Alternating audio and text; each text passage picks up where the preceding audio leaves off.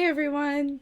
Thank you so much for joining me. We're going to be playing Coteries of New York, which is a visual novel game made by Draw Distance of Vampire the Masquerade. And thanks to how all of you voted, I'm going to be playing as a Toreador, which I've never played before, even in the tabletop version. I typically only play Malkavian and the odd Bruja or so. So this is going to be fun.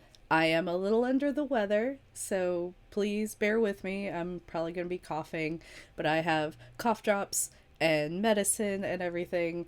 But the cough drops are random flavors that I don't know, so that's going to be a Birdie Bots challenge at some point in this game. So, alright, let me crank up this music and let's get started. I have not played this at all. I created a little test one to kind of see. It's a Toreador. So this is interesting. So your character is kind of pre-made for you. Well, it kind of sucks that Venture's the only girl. Alright. Toreador. His default name's Lamar. What should we name him? Actually, yeah, let's stick with the default. I like that name.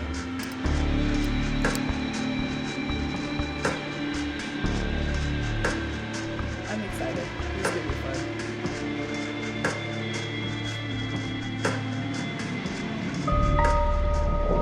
New York taught me to believe in fate. Had you asked me about fate back when I was a human, I would have told you it's just superstitious bullshit. We are all designers of our own destinies. That belief shattered when the richest woman in the United States, the actual richest one, not a face you could have seen in the papers, of course, sank her teeth deep into my neck. It happened in the very same place you're standing in right now, by the way. Fate? You decide. That sounds like a Venture opening. Please, there's absolutely no need to be hostile. Just listen a little. Did I... Oh, is my volume? Let's see here. Is that a bit better? Let me fix that music. Let me fix that, y'all. Sorry.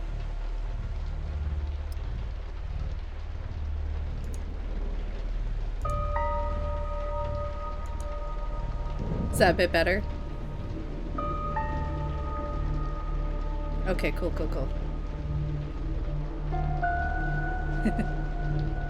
Alright. I'll also move my mic. Maybe it'll be a little easier to hear me if I move it in front. There we go. Alright. So apparently I've gotten hostile for some reason. See, my mistake was that I flew too close to the sun. It makes sense that my punishment was to never see its glow again. Let me get the game down just a little bit more.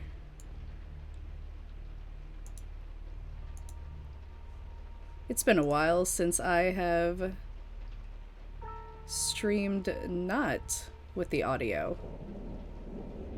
I typically do the, there we go. I typically do the show stream, so I haven't streamed just myself in a while. Everything's still set for the show. Alright. I was incandescent myself. I was hot shit. I had it all.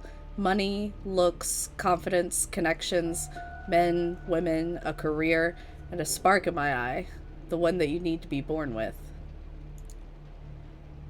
And that's when someone far more powerful than me saw my radiance and thought, that won't do. Oh, that's brutal. She robbed me of the light erupting from within and gave me a subtle, enduring gleam in its place. She decided that would fit me much better. She was a 9th generation Kindred, just like you. An apex predator.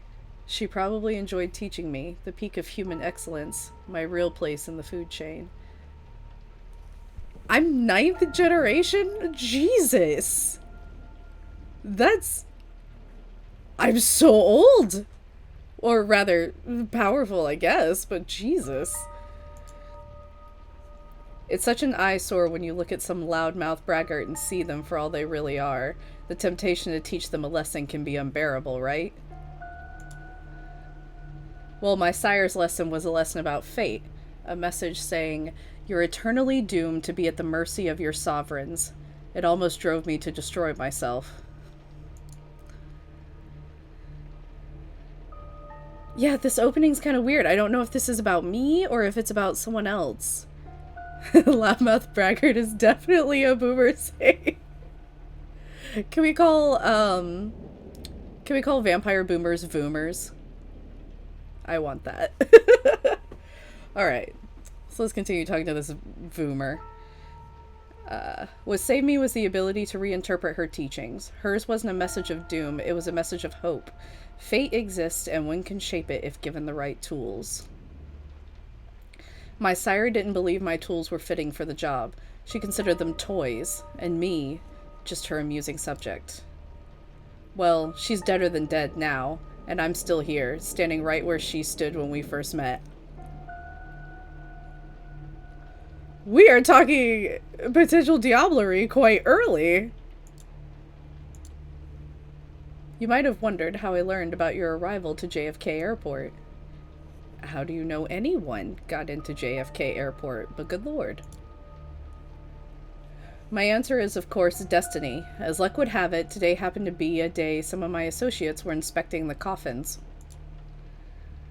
Driving you here straight from the plane and having you wake up in such an unfamiliar place was a little desperate, and I do apologize for it. Oh, so this isn't me. This is... He hijacked my coffin! Or this person. Whoever this person is, he hijacked it. But it is so rare for you to visit New York. 3 times in the last 15 years, was it? And you're never eager to inform me you're here. I understand you still have that meeting on 53rd Street later tonight, so I'll provide a comfortable transport. I value our relationship very much, don't get me wrong. But it is precisely because I value it that I'm going to ask you to repay the favor you owe me. Oh, boons! You're the only one I'd trust to do the job well, and without attracting attention. You might think I'm crazy asking you to breach the rules of our society like this. You might think it's impossible to get away with it unpunished. But this is New York. And I don't know about other cities, but in this one, fate really exists. I'm spooked, y'all. And right now, it's smiling in your favor.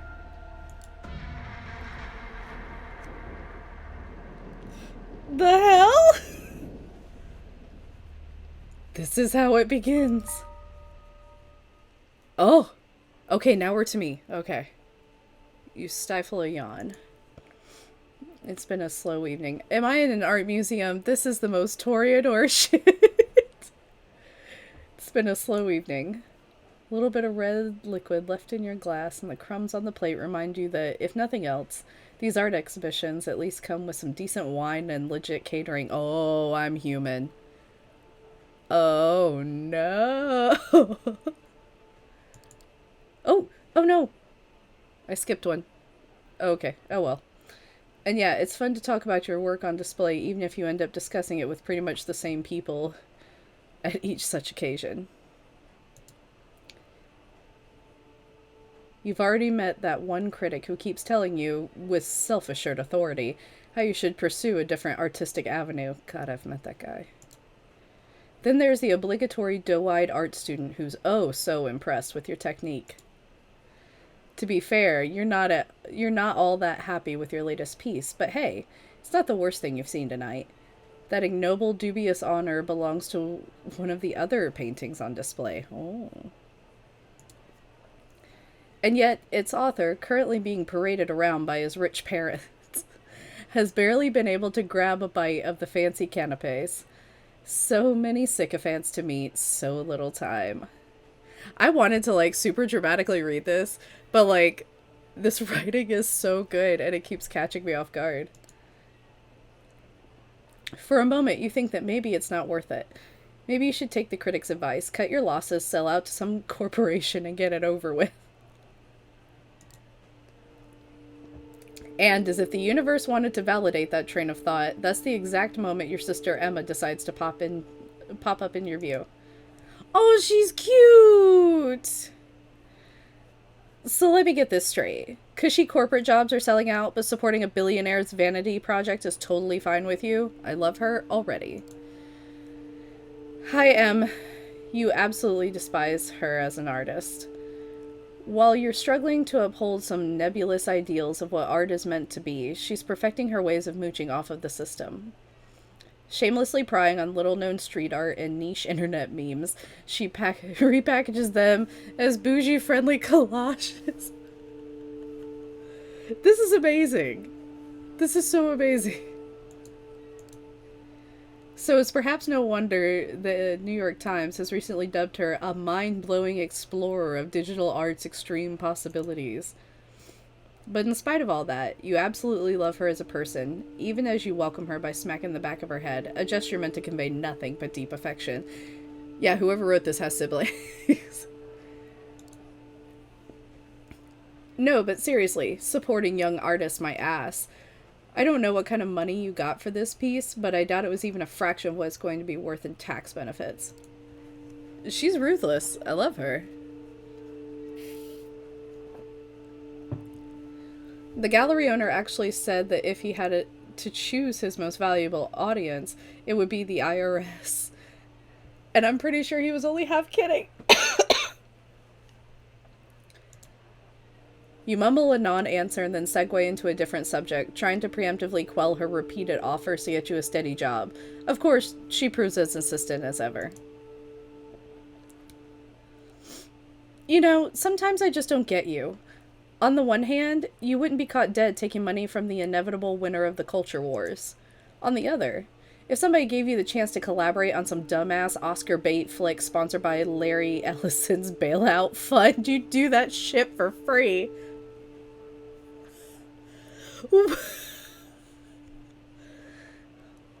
Okay, we stand Emma. We absolutely stand.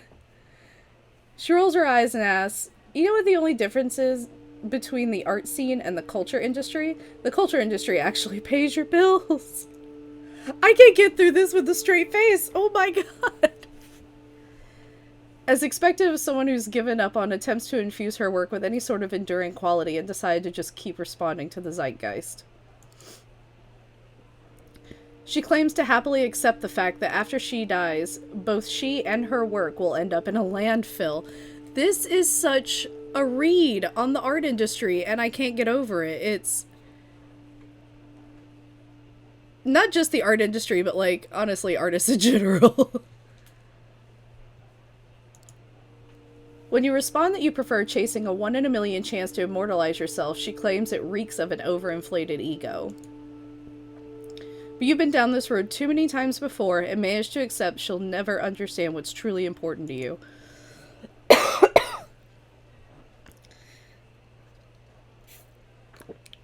Slowly but surely, you move on to more agreeable topics. Your plans to finally get hammered together, or the most recent crop of garbage Netflix shows your friends have tricked you into trying out.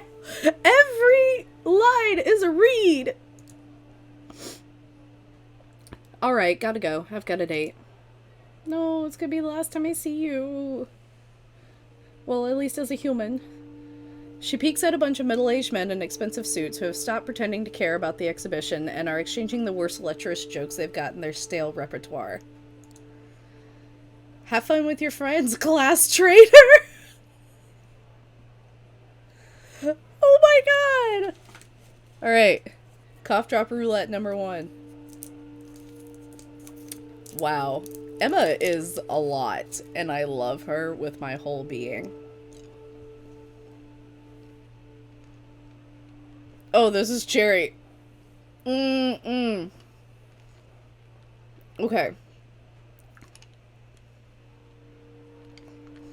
Yeah, I kind of wish we were playing as Emma now. She's amazing. But I don't think I could choose dialogue options, like, as savage as that. She gives you a hug and heads for a nearby elevator. There goes the pleasant part of the evening. Still, you decide to delay the inevitable and catch a quick smoke break. Truth be told, people aren't exactly lining up to chat about your work anyway. As you leave your post, you start tapping your pockets in search of a lighter. Instead, you find a $100 bill you're absolutely sure wasn't there before. Jesus Christ, Em, you're the worst. And the best. You can feel your cheeks turn red, but you gratefully put the money in your wallet and move outside. It is a little hard, like, reading-wise. It's a little hard reading-wise to judge between, like, narrative and, like, internal thoughts. So, like, here, you know, we have Jesus Christ, Em, you're the worst and the best, which would be the internal thought. And then the rest is narrative. So it's a little strange in its formatting, but I'm sure I'll be getting used to it. When you reach the balcony, you look out at New York City and light the second last cigarette left in the pack. This is going to be perfect with me coughing. You're alone. It's not silent.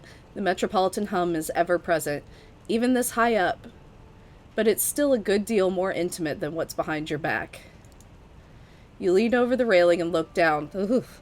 The streetlights beckon more than usual. Just jump. In your mind's eye, you see yourself as your final artwork, beautifully splattered all over the pavement. Okay, that's a mood.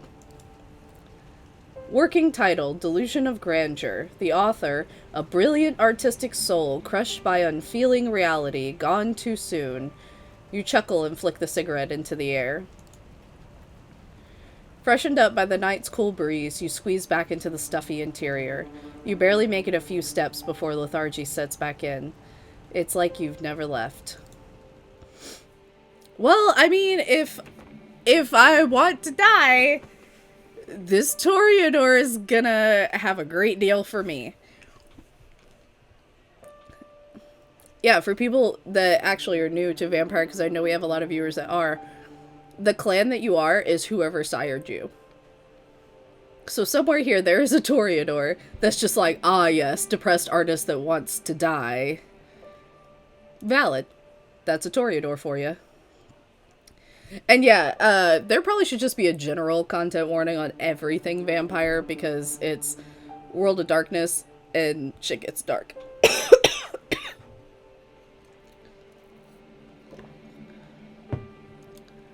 Alright. Still, something in the room feels different. Your eyes are drawn to a handsome young man, neatly dressed and groomed, exuding the air of true artiste. And the best part? He's intently looking at your painting. Yep, here we go. The gallery is almost like an art installation itself now. People are standing in silent awe, the guy like a beacon drawing everybody's attention. This motherfucker just activated awe. Hushed conversation about the guests can be heard from every corner of the gallery. Your heart is pounding with excitement, and you approach, feeling like a kid trying to get close to a deer in the woods, but afraid you'll scare it away. I absolutely love that description. The man turns to you, and you stop in your tracks, entranced. Whoa! Hello? I am shooketh? Why is he so handsome? Okay. You know what? It's fine. Let's become a Toreador. It's fine. So this is one of your pieces. You managed to mumble an affirmation. Yeah, he too fine. Tell me about it, please. As you start discussing your inspiration, technique, and process, the man's eyes lock onto the painting again. He keeps interjecting, making knowing remarks. This guy gets it. He really gets it. The world around you disappears. You'll say anything, do anything to keep his attention on you, but you realize you don't need to. He's into your art. He's into you. I want to buy it, and I want your company. I need to talk to you. You will like what I have to say. Boy, if you don't... Alright. Spoken matter-of-factly, served straight up, like he knows that you won't refuse. That you can't refuse. Okay, but that's such Toreador core to be like, ah, a good artist. Let's go. Let's just do this. But did he get the prince's permission? I actually don't know if New York's an anarch state or Camarilla. An hour later, you find yourself at his apartment, one of many you presume, with your self-esteem all but patched up and your head full of fine vintage. I'm going to take a moment real quick. I just want to point out and absolutely love on these dynamic backgrounds, because you can turn these on or off in the game. But, like, you can see little things floating by, the lights will dim and grow. It's these little touches that make it just so beautiful and so wonderful. And I appreciate that subtlety so much. I didn't actually know what turning on dynamic backgrounds meant, but now that I see it, oh, I love it. I love it. Okay. You tell your host a lot. In fact, it seems like you're telling him everything. Where you come from, how you ended up in NYC, how you had to take out a loan to appear at tonight's event, how you took the long look down the balcony. That you thought about taking the plunge, and this time you were only half joking. You feel miserable. You start crying. He holds you in his arms. You feel calmer. The tears stop flowing. It's been so long since you last had someone you could not just talk to, but communicate with, be seen by. Who knows? Maybe there is hope for you yet. That feeling of bliss is the last thing you remember before passing out. Here we go! Next thing you know, you're lying on the couch in that same apartment, hungry and dehydrated. How long has it been? Hours? Days? More? You're feeling weak, confused, abandoned. You look around in a panic. Is he still here? Thank God, yes, there he is, standing in the doorway. His voice breaks the silence and fills you with hope, until you realize what he's saying. I am so sorry. I hope that maybe, one night, you will forgive me. Always remember that in our parting moment, I wished you well. This motherfucker. You try to speak, ask him to stay, but no voice leaves your parched throat. It's legit. Let me get some water. This is a big ol' yike. You taste something on your lips. Wiping your mouth leaves a crimson stain on your hand. It's not the wine. What the fuck? The door of the apartment closes behind him. Alone. Again. Yeah, he literally just embraced and ran. Like, man, fuck this guy. He's so hot. I would have been totally taken in. But fuck this guy.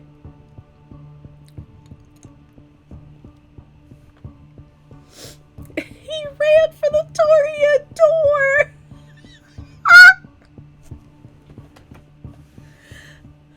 Also, for people who only watch ATL by night, I think this is the first time you guys are seeing what a giggly bitch I actually am. So, enjoy! Alright. Then the pain hits. It's a headache, a lurching in your stomach, a burning in your arms and legs. It's all you can focus on. A panic takes you. You fall from the sofa and hit a wine glass. It flies off into the wall, shattering into bits. A mumble from the corner of the room indicates you're not as alone as you thought. From where you're lying, you only see a feminine shape stirring awake. Oh no! He left a snick-snack. You crawl towards the woman, inch by inch. The pain turns into an urge. You need to get close to her. Oh fuck, this is the beast and this music is freaking me out! You begin to see details. Long hair shrouding her face. The worn-out NYC hoodie thrown over her skimpy dress. She opens her eyes, moves her locks to the side, and exposes her neck. A rabid instinct takes you. In the blink of an eye, you find yourself buried in her hair, smelling her sweat, mixed with just a hint of cheap perfume. You bite down and drink the blood from her vein. Wait. What is happening?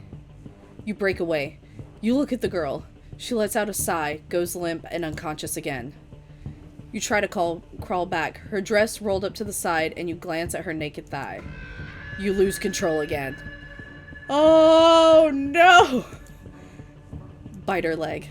Drink deep from the artery. It's intoxicating. It's bliss like you've never known before. It's beautiful. You break away again, fall to your back. What the hell was that? Did you really drink her blood? She's not moving. Oh god, she's not moving. You check her pulse. She's cold to the touch. Nothing. No heartbeat. No sign of breathing. That's when it hits you. Your chest isn't moving either. Your heart's not beating. You're cold to the touch. You reach for your phone. It's not there.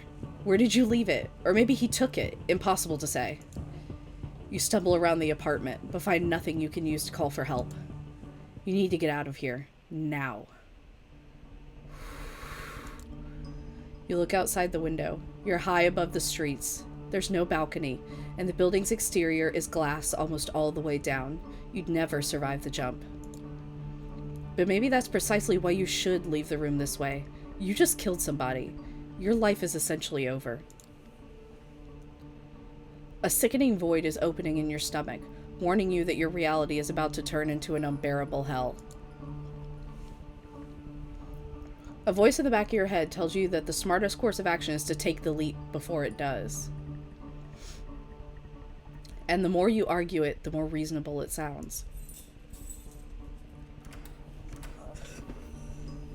You're just about ready to pick up one of the chairs and try to break the window when you hear the clinking of keys in the lock. You freeze in place. This is bad. Your thoughts start racing desperately, but instead of a rational course of action, only visions of false hope come to your mind. What if it's him? What if he's had a change of heart? What if he sent someone for me? You almost feel your heart beat again with excitement as the doors open. Almost, but not quite. A man enters, but not the one you expected. He's tall, broad-shouldered, handsome with darkish skin. His suit is stylish and immaculate. You've never seen him in your life, but you immediately see past his sharp looks to see his sharper nature. He is a predator, and if you're not careful, you might become his prey. Oh!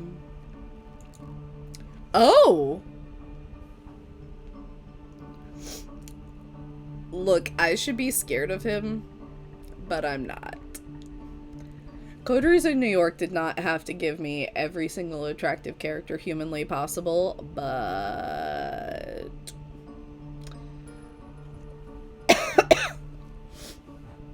he is gorgeous. My gosh, this art. This art really brings it with every character. Alright. Good evening. I'm here to pick you up. A deep, emotionless voice. Whoops, I gave him emotion. He turns his eyes to the lifeless body of the girl in the NYC hoodie and raises an eyebrow. Uh-oh, my first options. Okay. Oh, thank you for letting me know everyone in this game is hot. I'm gonna have issues. Alright. I'm gonna say, who are you? Look at Lamar! He's so gorgeous. I'm the ferryman, here to take you to the other side. On name alone, I love this concept. I love this concept. This actually isn't too different than what we do in ATL by Night. He approaches the bed to examine the corpse from up close. Well, this is unfortunate, but preferable to going insane from hunger. Quite a nice gesture, actually, if troublesome. He briefly looks at you with something like pity in his eyes, then changes his expression to a perfectly blank one. Listen, you may perceive your current situation as something out of the ordinary, but I've met hundreds of lost sheep like you, and you see, they've tended to fall into two categories. Lost sheep or lost child, or stranger? Are you from Atlanta? First, there were the smart ones, those who carefully obeyed my every word and didn't pull off any stupid stunts. They always got where they needed to go safe and sound. Then there were the dumb ones. The punks who thought they could take me on. The wise guys who tried to contact somebody secretly and without permission. The troublemakers who tried to run off or make a scene. None of them got to their destination in one piece. In fact, a lot of them never reach their destination at all. He's a lot more ruthless than Olivia. A lot more ruthless than Olivia.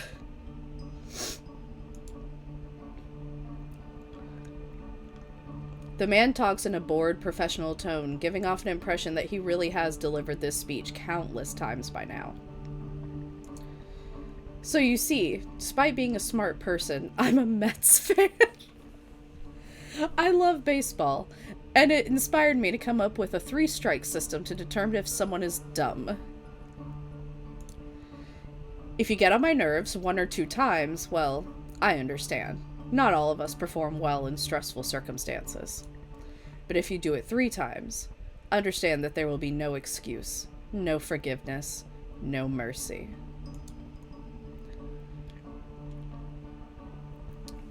His presence changes ever so slightly.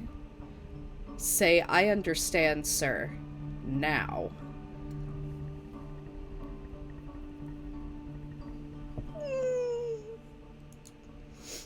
You feel an overwhelming, barely resistible urge to fulfill his demand.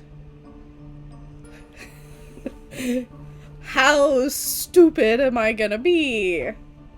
I feel like I really just need to say I understand, sir. I want to behave, at least this early. I'll start shit later. Horny on main.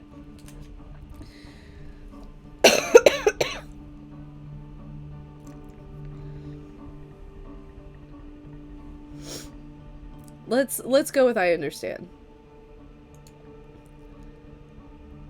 I'm just gonna love every single time we get to see this face.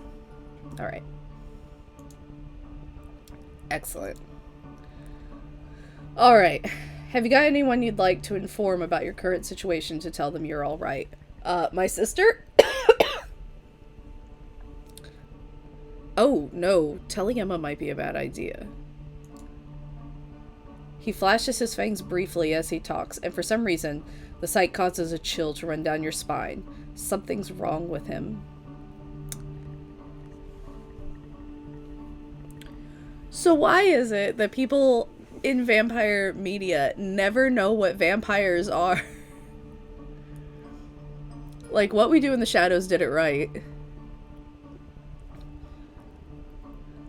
Or maybe this guy just really doesn't know anything about vampires. He's been too involved in art.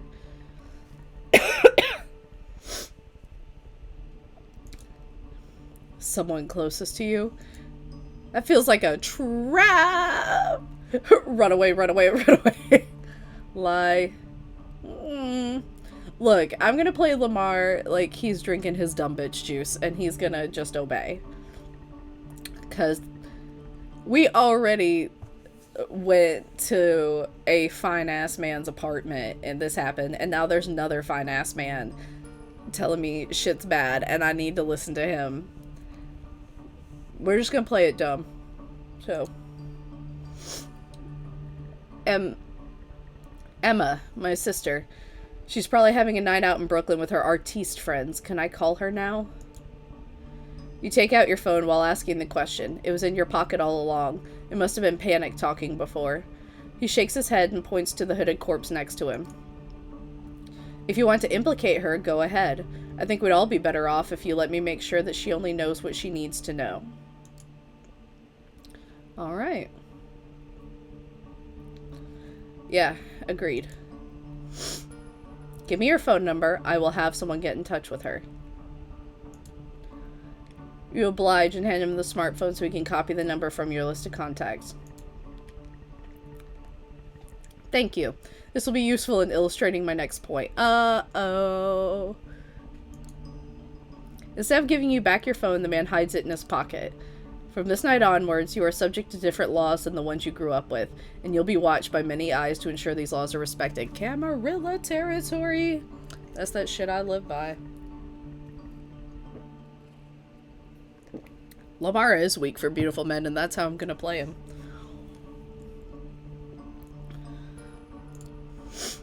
You are forbidden from letting anybody you know you're still alive.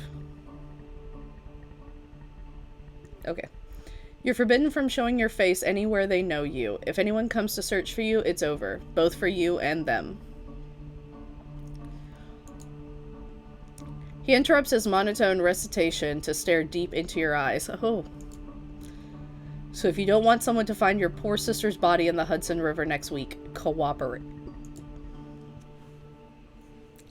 The sight of his fangs again and another physical fight-or-flight response. You've played right into his hands, putting him in danger. Yep. Saw that coming. Saw that coming. But I don't know this dude's clan. And, you know, some clans can immediately tell that you're lying to them. Sight of his fangs again and another... oh, I read that part. I can only hope that you care for her enough not to do anything selfish. By now, you are absolutely sure he's just toying with you, provoking you to just feed on your reactions. I don't think he has enough emotion for that, actually. He hasn't told you where you're going yet, but he's already made it abundantly clear that a lot of people struggled hard to avoid getting there. You'd be far more eager to cooperate if he never raised the subject, but made it a point to make you fear the unknown. He's pushing you, but to what end? Does he want to intimidate you into complete submission? Is he hoping you give him an excuse to get rid of you? Or maybe he's testing you, forcing you to show what you're made of. Somehow, he makes all of these options seem plausible at once. Or he is just a tired school teacher, tired of picking up more children from the playground. Alright, I think that's enough lectures for today. He takes a glance at his silver watch. It's a Patek Philippe, the kind of brand mere mortals never see outside of luxury lifestyle magazines. Just who are you dealing with here? I knew that by look, alright. It's past 3 a.m. now. The sun will come up in just a few hours, so we don't have much time. Come, we need to leave so that the corpse can be taken care of. Clean up crew. He's absolutely got to be a Ventru. Like, all of this is such Ventru attitude. He turns his back on you to unlock the door.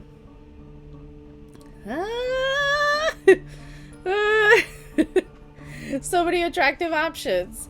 No, we're gonna leave with him. He's beautiful. Of course we'd leave with him. Okay.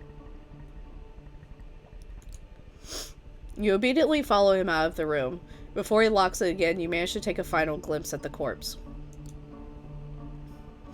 You feel a pang of conscience, but not because of your victim's horrible fate. It's because you don't feel guilty even though you should. That's still kind of guilt, though. Something important inside of you that was still there yesterday has definitely died tonight. You wonder if you'd even recognize yourself in the mirror. Probably not, dog. The stranger shows you to the elevator. You go to the ground floor. Just look at this dynamic background. Good God. Okay, sorry. Draw distance. You really went hard for us. You didn't have to, but you did. During an awkward ride, your dazed and confused mind desperately searches for a glimmer of hope, and eventually comes across one. Maybe you'll find the man you met earlier this night. I love that we're still thirsting for him.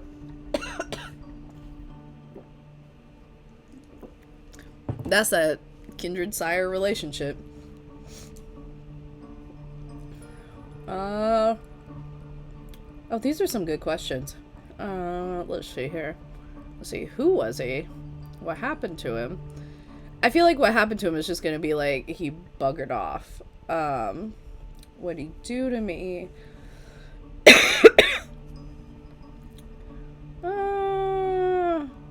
Yeah, let's go this route.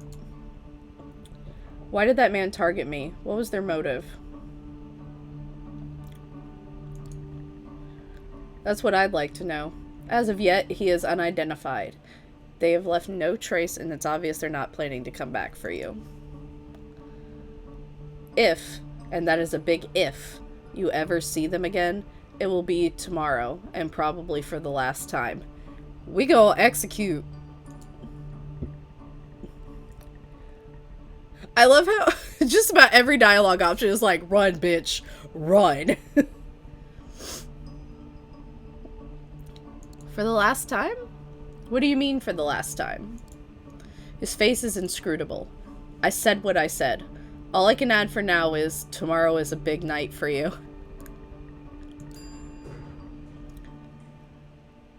The elevator door opens to an empty hall. You walk outside past the night guard's post, which is empty. The cold night air reminds you of the balcony, just a few hours ago. The man motions to a black Cadillac Escalade. Take a seat in the back, please.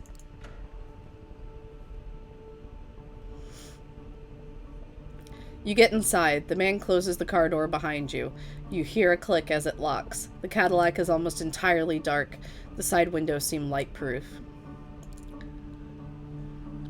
The man gets into the driver's seat, starts the engine, and drives away without comment.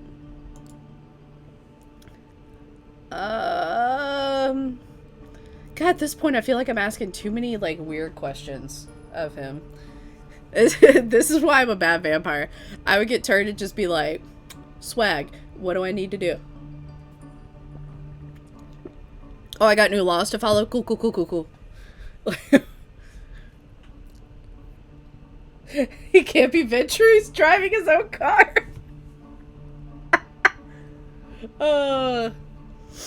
We are here for a venture read. Let me just say I feel horrible. I feel horrible. As you should, thanks. He gives you a little side glance in the rearview mirror and bites his lip. Forgive me, I'm not in a talkative mood. This won't be a long drive. Patience. See? Thanks, stranger, Mr. Ferryman. Dead silence fills the car. You close your eyelids and sink back into your thoughts. A blurry afterimage of the man who bought your painting is still there. It's strange. You've never felt this way about anybody. It makes you happy, even though you have the nagging thought that there is something fundamentally abusive about this attraction. Thank you! Thank you! We are calling out unhealthy things in 2020. Okay, Charon.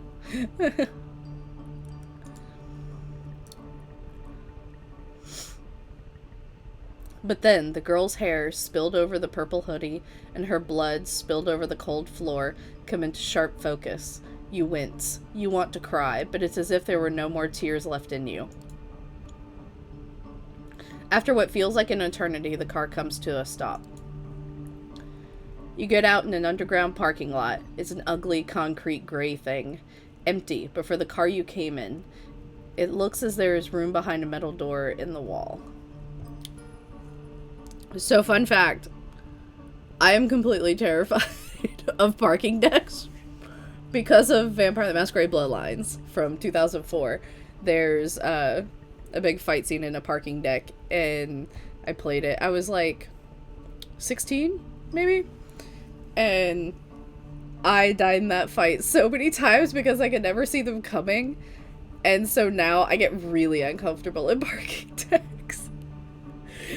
So anytime Vampire is gonna use parking decks, just know I am peak uncomfortable. Guess you'll live to see another night. Follow me. Uncalled for.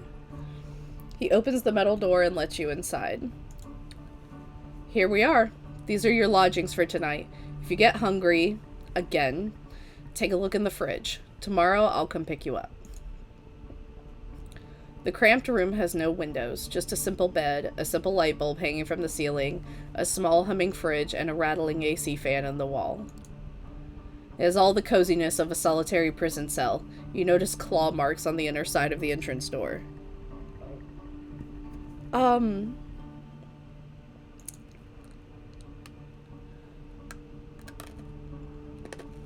none of these are things I would say. Like, my natural response is like, I just locked the door right, you're gonna come back for me.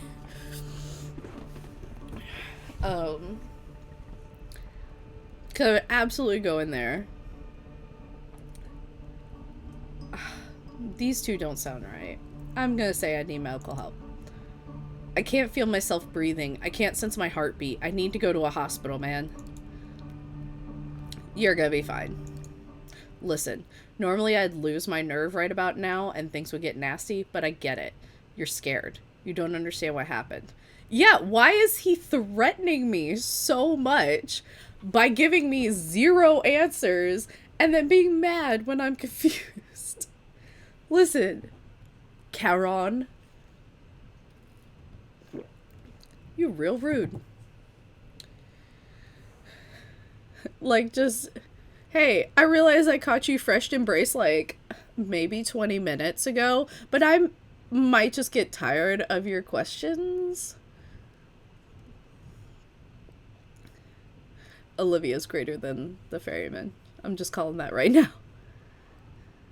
Olivia Grace is better than this guy. Trust me, you will learn more tomorrow, but now I need you to rest. And you need you to rest. He gestures inside the room. Finding no more willpower to resist, you step inside. The stranger nods contently. Good night. He locks the door behind you. It looks very secure and sturdy. You open the fridge. There's a single plastic bag there, filled with red liquid, unlabeled. Tomato soup. You feel sick to your stomach. Best leave it for now. We really are dumb. We just drank a girl's blood and we're like, is this tomato soup? You lie down on the bed. It's a simple mattress on a metal frame, kind of grimy and damp. Oh, fun. Seeing it makes you grimace, but you're just too tired not to lie down. Your entire body hurts, a dull feeling that makes you feel heavy.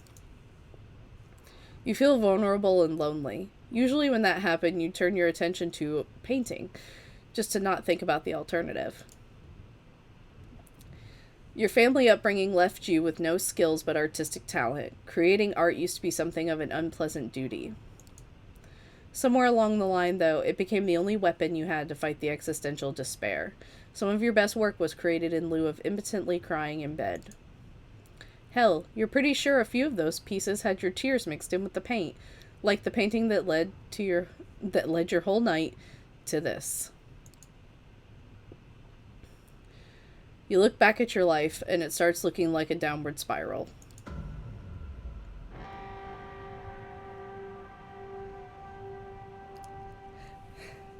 This sound is gonna scare me every time. You're so tired, your entire body tenses up, and before you know it, you drift away into oblivion. You wake up. That in itself is a surprise. You barely remember when you drifted off. It doesn't feel quite like sleep, more like plummeting into an endless void. You imagine that's how death feels like. The room is unchanged. The lamp is still on. The AC is still rattling. The refrigerator is still humming. You take a look at your watch. It's almost 9 p.m. You've slept for 17 hours straight. Maybe you died. Your breath is gone. You feel no thumping in your chest. This lack of music is actually, like, more creepy than the creepy music. Does that qualify as dead if you're still conscious? You're not sure about that, but you are certain about one thing. You're hungry. It's not your stomach rumbling, though. It's a need that starts somewhere in your abdomen and spreads to your chest, throat, and back of the head. You open the fridge. The bag is still there. You take a closer look at it. If it is soup, then its color and texture are off. You pull the cork out, take a whiff. You recognize the smell immediately. It was a bag with a cork? I'm a little confused. Okay. Holy shit. There's no mistaking it. It's bagged blood. The smell is faint, and you remember some situations in the past where you found it nauseating. But now it's almost... No, not almost. It's enticing. Put the bag back or drink the blood. We go drink this blood. Let's get this bread, fam. It feels wrong, but right now there's barely anything in your life that doesn't. To hell with it. You pour a bit of the liquid into your mouth. It tastes bland. Reminds you of cheap supermarket juice. Just enough flavor to register as what it claims to be on the box, but nothing like the real thing. Is this like rat blood? Yeah, find out if you have iron gullet. Ugh. Nothing like what you had the last time. Of course, it's better from the tap. You swallow it. Somehow you don't feel sick. In a weird, messed up way, you can't help but think it feels nourishing. Well, of course. You take a few more sips, then just another one. Suck on the bag a little more. Eventually, you find that you've emptied it entirely. You look at the info pressed into the side of the bag. 450 milliliters of it. Good lord! We are a hungry boy. Bagged blood, Hungry Man dinners. Sippy straw for the blood box.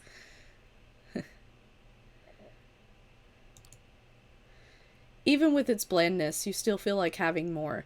You realize your body longs for that intoxication high you felt when an image of that corpse crosses your mind, causing you to wince. What have you become? Oh, fuck.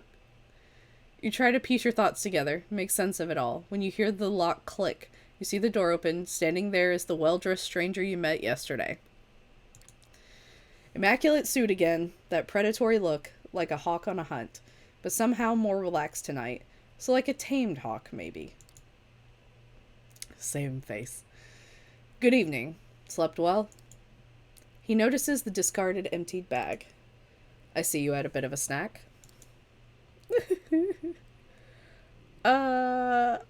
These are all stupid options.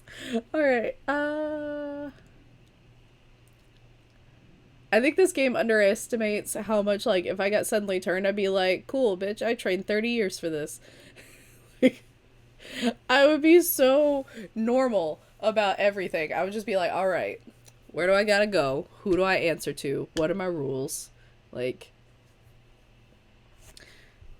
vote God anymore. Yeah. This feels very, Claudia, in Interview with a Vampire. He needs to tell me I'm Kindred, so I'm gonna push for tell me what the fuck I am, dude.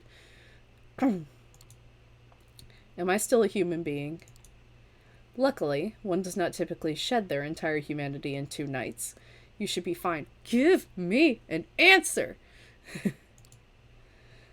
Come on, we've got places to be! Just tell me I'm a vampire!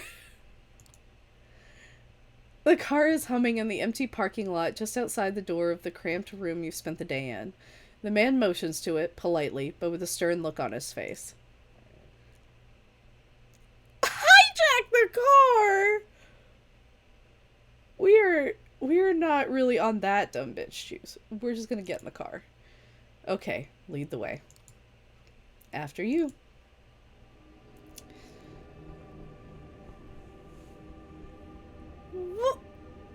Mm-mm.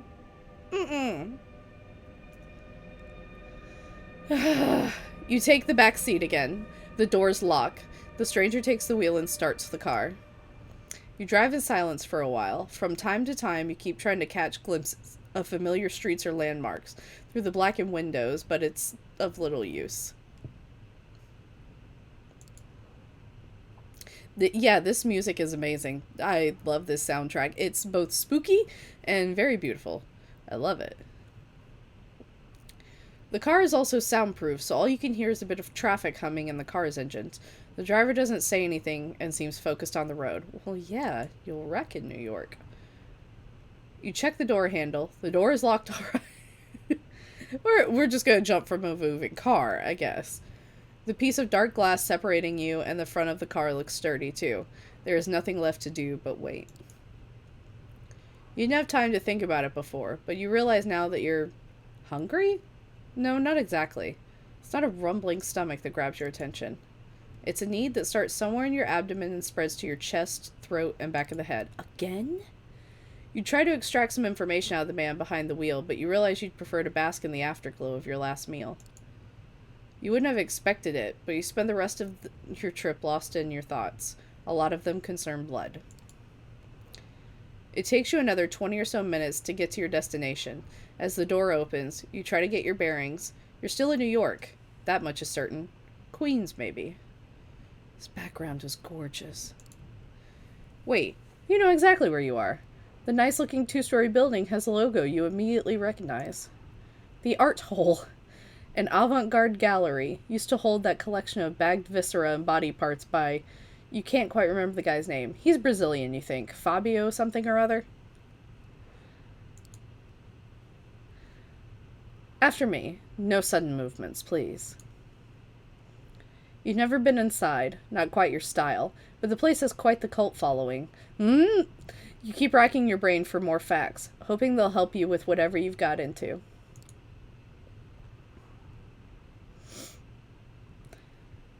Two large men in suits flank the door to the gallery on both sides, and they give your companion a nod as you approach.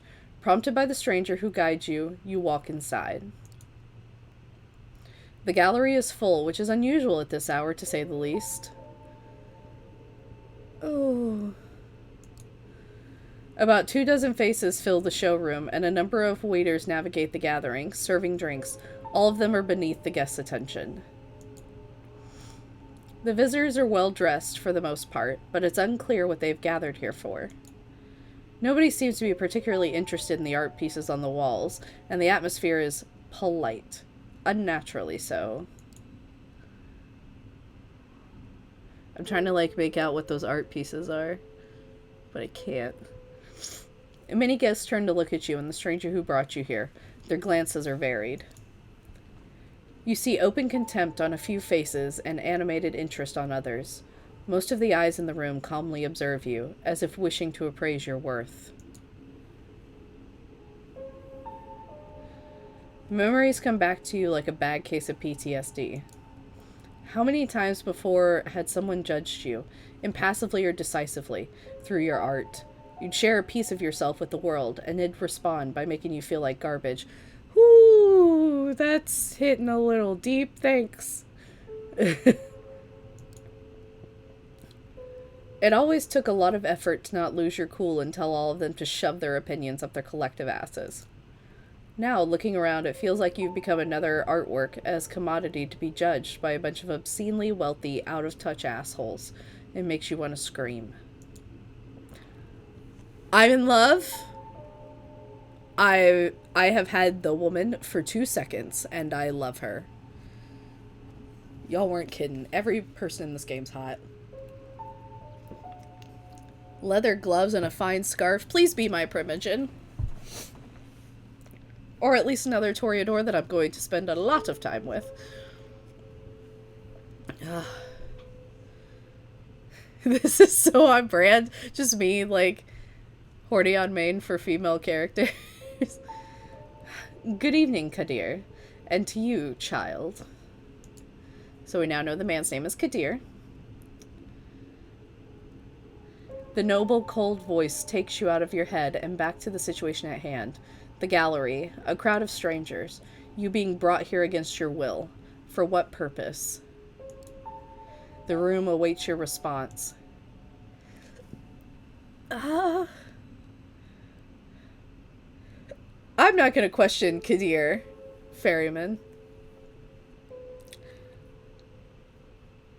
Yeah, we're going to play along as much as possible. I ain't trying to get in trouble tonight.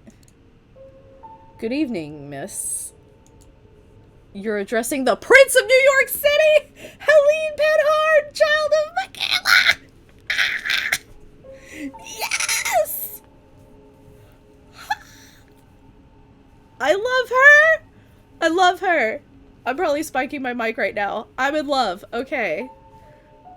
The Prince of New York's a lady, and she's beautiful. Ah! Okay.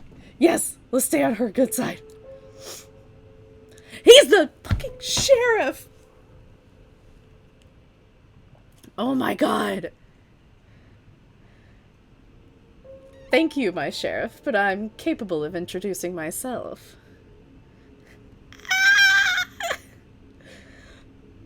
I need to marry her.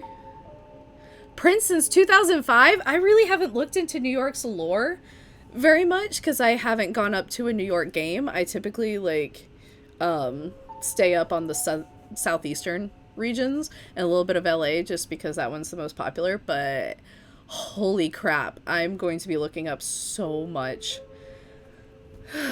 Prince Panard. She is somewhat plain-looking and doesn't seem to possess a great deal of charm, but still the entire room is intensely focused on her voice. She has influence over these people. That much is clear. We were told she's the prince. You may address me as Prince, child. I realize your introduction into unlife was abrupt, and I understand your sire left shortly after. The rules of our society dictate I punish you both for this transgression. A murmur of agreement, maybe, can be heard from the gathered audience. But I am willing to listen to what our loyal sheriff has to say about the circumstances of your embrace first. You know what? Remaining silent feels like the proper option. Just like, yes, your highness, my sire was, pardon my rudeness, a big old bitch. We gonna keep our mouth shut. You decide it's best to stay silent and listen to the whole situation unfold. It feels like you're out of your depth here. Extremely. Shall we begin? You're about to be judged by the court of New York City. Kadir, please tell us how you found this fledgling and what happened on your way here. Court? Prince? Is this some kind of secret society make-believe? I would be just in heaven right now if this was me. Like, I feel like I just want one game where someone gets turned and they're like more annoying because they're so into it. They're just like, yep, give me my orders. Hello, boss. Yes, ma'am. Like, Kadir. A trusted informant, who has chosen to remain anonymous at the time, tipped me off about a suspicious kindred appearing in one of our domains. Upon investigating, I found them gone, but this fledgling remained in their place. Also, Emily, I see that. Yes, a vampire stand is a Veeb. A Veaboo. Interestingly, his sire made use of an older haven of one of the Clan of the Rose for the embrace. They were even thoughtful enough to leave a local woman for the fledgling to slake his thirst on. Despite some reservations, he offered little resistance last night and cooperated on our way to the safe house. I was pleased to not have to force his compliance. Yo, and that's why you listen and obey. We had a quick chat, but wishing to appear here post-haste, I urged him to join me, which he did without struggle. A pleasant departure from my usual routine, I must say. See? See? When we listen to the pretty man, we maybe don't piss off the prince. His thirst partially slaked with the bagged blood we kept in the safe house. We had a pleasant enough drive here. The story ends with us arriving at Elysium tonight. Oh, we're at Elysium! Ah! All eyes are on you again. You take a special interest in one of the faces. It's a beautiful woman with curly, almost blood-red hair and a dress to match. You see her whispering with some bespectacled man with an absent-minded look on his face. Who is she, you wonder? Thank you, Kadir. I take note of this fledgling's behavior and will take it into consideration later. She turns her attention to you. First, there is the matter of your sire, the person who brought you where Kadir picked you up from last night. Who were they? These are all dumb. Why can't I just say, like, I have no fucking clue? Yo, I have no clue. He was hot. I'm sorry. A beautiful man. He was beautiful, charismatic, charming, dark hair, a sort of artistic mess. He had an accent I couldn't recognize. He took notice of my art, bought a piece, in fact. I want to meet him again. Yeah, no, I didn't want to ask what a sire is because right now that feels like for sure the way to get in trouble. He was hot, I was thirsty. Kadir still won't tell me what I am. The last sentence came out almost involuntarily. You immediately feel ashamed, sounding like a sad puppy whimpering after their master. Yes, you do want to meet that man again. It's an urge deeper than you felt. Maybe even love? That's sire connection, baby! No, that's idiotic. He never even introduced himself to you. He used you. That asshole just plain used you. For what? Well, Kadir, does this sound familiar? No, it does not. Or at least not familiar enough. I will continue the search after we're done here. Oh. He bought my painting, you can track him. Or what happens now? I'm gonna drink some water and let y'all help me with that decision, because I don't know which one. I'm not gonna say, can I go now? That's rude.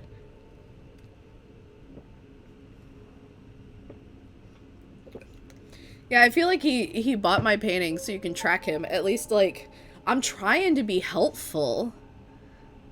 Like, yeah, let's... That guy, he bought my painting at the gallery. Didn't pay in cash, I think. Maybe you can track him that way? Oh? Did your outlook on him change all of a sudden? He smirks, seemingly enjoying your misery. Personal jabs aside, thank you for that observation. I will investigate this later. What shall I do with the fledgling, my prince? What is your recommendation, my sheriff? The traditions are clear. Thou shalt only sire another with the permission of thine elder. If thou createst another within thine elder's leave, both thou and thy progeny shall be slain. I am ready to fulfill my duty. Stay your hand for just a moment longer, Kadir. I wish to consult my counsel on this. Make sure everyone is in agreement. Of course. Like, it's like, hey, sheriff, what do you want to do? He's like, I don't know, be a fucking sheriff, kill some people. She's like, oh yeah, fair, I shouldn't have asked you that question. Alright. He seems strangely relieved. The prince leaves the main showroom, and a handful of people follow her out. You're about to ask this Kadir what all of this talk of traditions and council was when the red-haired woman approaches the two of you. Sophie. Oh! Wife material. Oh, man. Oh, she's so beautiful. Huh. Okay. Everyone in Coteries of New York is just gorgeous. It's not like original Bloodlines, or we got fucking Chunk, my husband. But good lord, look at this style. Yeah, okay. Yes, you did warn me that everyone in this game is hot, and I'm gonna lose my shit every single time one of them shows up. I hope y'all are prepared. Sheriff, I was wondering if I could have a word with the fledgling. What for? She lowers her voice in response. Come now, Kadir. We all know what the verdict is going to be. Let me speak to them. You might not have to stain your hands tonight after all. Her words grab his attention. His face is hard to read. It's like several emotions are struggling for domination. Anger, sadness, hope, gratitude, resolve. I'll go get my sword. He steps out of the room the way you came, and you are left in the showroom with the woman in the red dress. She takes you aside, and the eyes of the remaining guests follow you. Well then, fledgling, you're in quite the pickle.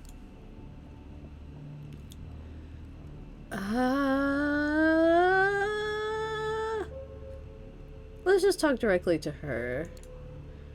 What do you mean? I still don't understand what my crime is here. Poor thing. This really isn't your fault, but if you want to get out of here in one piece, you need to understand one crucial fact that seems to have eluded your grasp.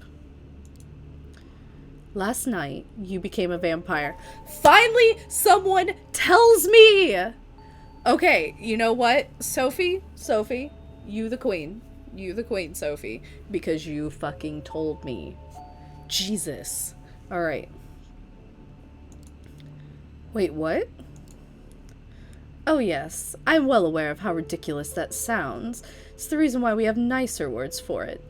Kindred. Being embraced. Having a sire. The fact remains. The beings call us vampires. You're looking at them. They're us. You glance around. Some of the guests are still occasionally looking at you, commenting on you in hushed tones. Many of the patrons are pale. Really pale, and most hold glasses of wine. No, not wine. That's not the right thickness, and not the right color either. You're trying to come up with something sensible to say, but you're drawing a blank. It makes a morbid kind of sense. You drank blood last night, there's no denying it, and your breathing has not returned. Your heart remains still. A vampire. Two voices in your head start battling for supremacy.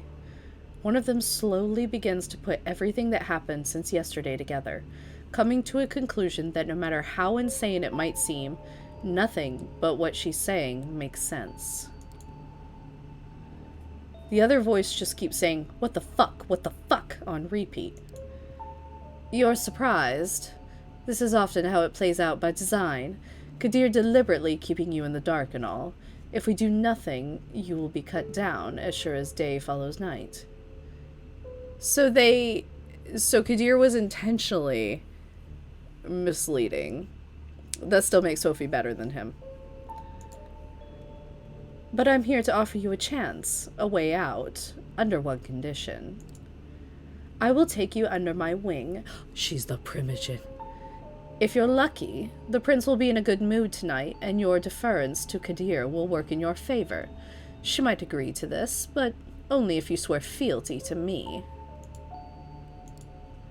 I am not making this offer lightly.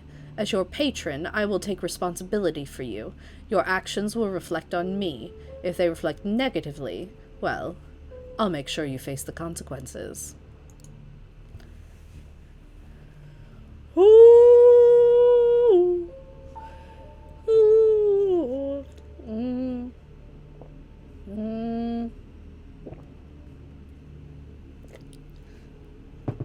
Huh. Let's see here. If I say I don't want to die, I have a feeling that she's going to be a smartass to be like, oh, but you did die.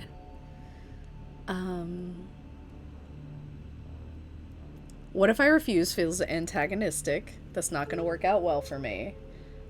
Let's say what happens if I agree. Suppose I say yes. What happens then? You survive, hopefully. Or not, depending on the prince's whim. I'm giving you a chance, not a guarantee. But if you take me as your patron, I will be your guide in this new reality, and you will assist me, like a child would a sire. So she's my stepsire. Steps and hushed voices can be heard from the side room. It seems the prince and her council are returning to the showroom. Kadir... Okay, these whispers are very Malkavian headspace shit, okay? This is freaking me out. Kadir appears from downstairs as well and starts walking towards you. When you hear the verdict, ask to be spared. I will intervene.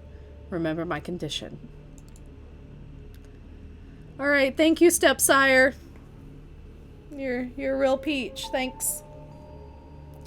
She flashes a heart-melting smile towards Kadir, who does not smile back. The sheriff's immaculate suit is now complemented by a curved, oriental-looking metal scabbard fastened with a colorful sash around the waist. It would look vaguely ridiculous if it wasn't surprisingly intimidating first and foremost. Kadir takes his place next to you and observes as the prince takes center stage again.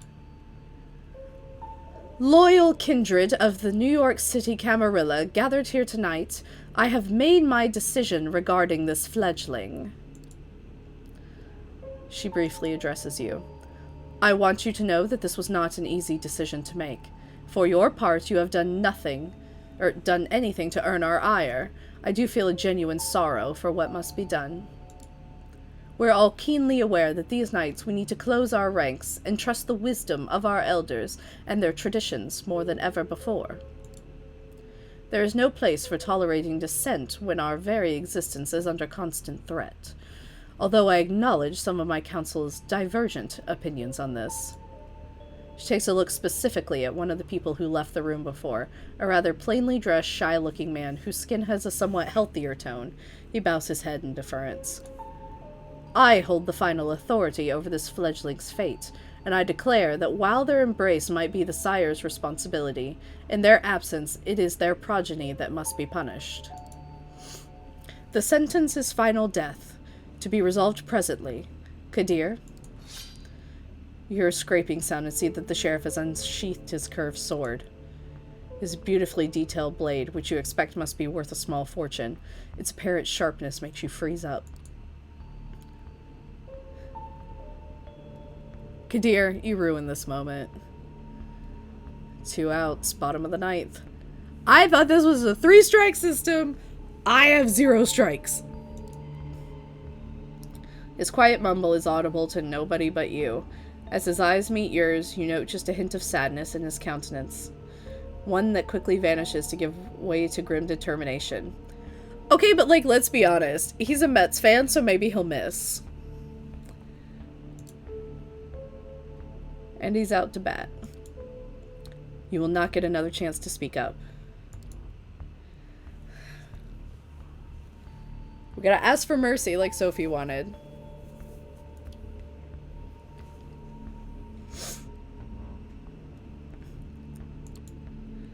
You make your choice. I don't want to die. Spare me, please. Prince, if I may ask you to stay the sheriff's hand for a while longer.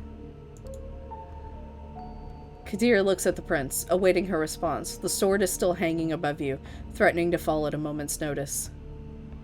Is there something you'd like to say, Miss Langley? Yes, if I may.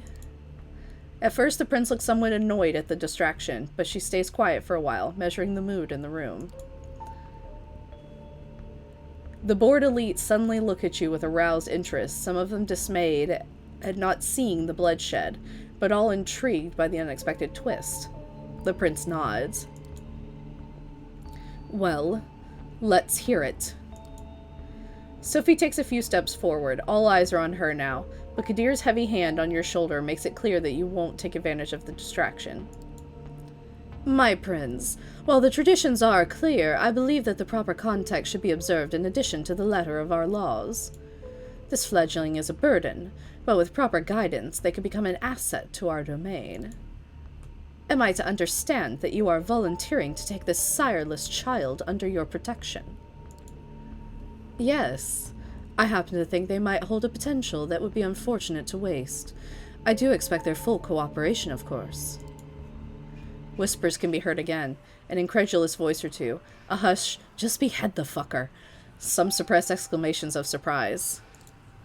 Silence! I ask all of you to make note of this moment. I might be persuaded to bend one tradition to this child's favor, but another will have to be enforced even more firmly in its stead. Until thy progeny shall be released, thou shalt command them in all things. Their sins are thine to endure. Are you certain that's a responsibility you wish to shoulder, Miss Langley? I am willing to guide this fledgling and add a valuable ally to our sect in a time of need, yes. But I would like to receive the right of destruction over them, if it pleases you. I feel like I really gotta stay quiet. Prince and Stepsire are talking. I need to stay quiet. It's clear tensions are high. It feels surreal to listen to strangers discussing your death.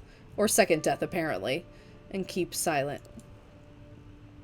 You decide it's for the best to let Sophie handle this alone and not interject.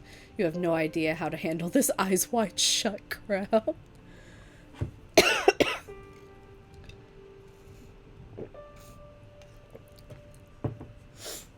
I love that it's called an eyes wide shut crowd. Like, yike.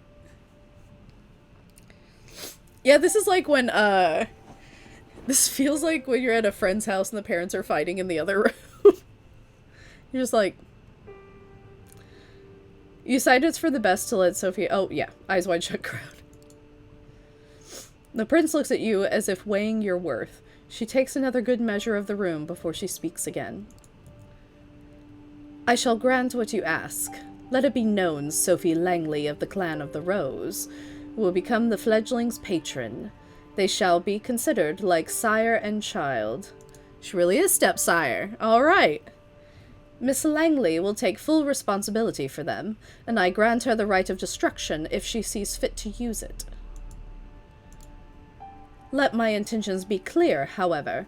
If I am to turn a blind eye to one of our most important traditions on this occasion, I expect it to be beneficial to the Camarilla, substantially so. I hope you find this verdict satisfactory, Miss Langley. Of course, Prince. Thank you. Very well. She turns to you. What is your name, child?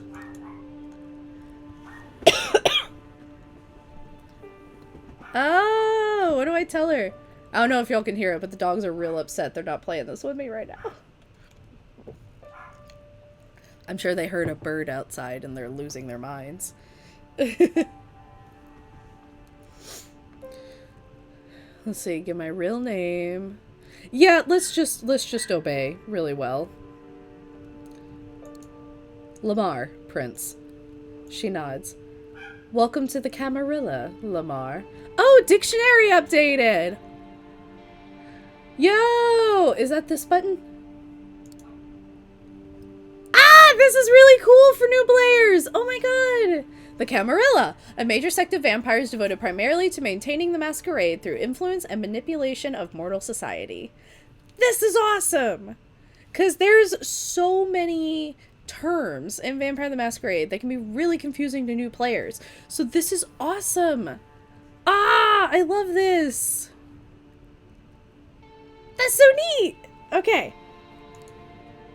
Oh, dictionary updated. Fledgling! Now, this evening's proved to be even more eventful than I anticipated, but with the fledgling's fate decided, I believe our meeting here can conclude. I'll click it after this, because I might get some more terms. Thank you all for appearing on such short notice. Give my regards to those who couldn't make it. Kadir, a moment of your time before I let you return to your duties. Of course, Prince. Yeah! He shoots you a side glance that doesn't leave much space for interpretation. You will be watched. You will be judged. And if need be, you will be punished. The two of them leave the gallery. Well, Lamar, I think we've both already managed to significantly improve each other's evenings. But let's keep the ball rolling, shall we? I think we should have a toast to a new fruitful partnership. She raises her hand at one of the well-dressed concierges, who have now reappeared in the showroom to refill the guest glasses. The conventionally handsome man approaches with a carafe of red liquid. He pours into 2 tall glasses. It's blood again. That very much is clear. You're in 2 minds about drinking it, but the memory of last night's hunger, capital H, makes you wince. You take a tentative sip. Yeah, it's real weird when you play Vampire for, like, 20 years, and then, like, you accidentally capitalize hunger in something, you're like... You expected the same blandness you tasted a few hours ago, but this one you can actually savor. It's smoky and warm, making you think of a cozy cabin in the woods. It does strike you as a strange image for your mind to jump to when drinking human blood, but it is what it is. You've never tasted anything like it. Do you like it? I think New York City caterers have a very bourgeoisie idea about what good blood should taste like. Apologies. You must have so many questions. While we're on the topic, perhaps we should start with those related to the sustenance. How much do I have to drink? Enough to get rid of at least 4 hunger dice. Where do you get blood? Clearly from people! Does the taste of blood matter? We're Toreadors, so it's not, like, if this was the Ventru path, it would be like, yes, it fucking matters. How much do I have to drink? I feel this hunger constantly. How much do I have to drink to make it go away? The sad reality is, it will never go away. No matter how much you drink, you will always be tempted to have more. Unless you consume someone wholly, to the last drop, paying for temporary relief with their life. That is a one-way road to losing your humanity. Whoops, whoops. Womp womp, wee woo, wee woo. Already did that. Best start by just taking a single sip from a vessel. Be prudent. Hot, fresh blood will be more satiating than most anything they serve in a fancy glass, but it can make you more voracious. As to how much you should have, it depends. If you're frugal, you can survive many nights without a single drink, but it's risky and will tempt the beast that is part of our curse. Tomorrow, I shall take you hunting, and we will explore this topic further. The blood you're having tonight should be enough to keep you happy for now. Real quick, we're going to check the dictionary, because we got a whole bunch of new words. Alright. Fledgling. Newly created vampires still under their sire's protection, or stepsire. Prince. A vampire who has claimed a given expanse of domain as their own, generally a city, and supports that claim against all others. The term can refer to kindred of either sex. Should be any sex, but okay. But yeah, prince is male or female, so gender neutral term. The hunger, the urge to feed. For vampires, the hunger replaces all other drives with its own powerful call. It's true. Vessel, a source of blood for sustenance or pleasure, primarily mortal. The beast. I don't know that word. Look, it's not just Lamar that's a dumb bitch. It's also me. The drives and urges that threaten to turn a vampire into a mindless, ravening monster.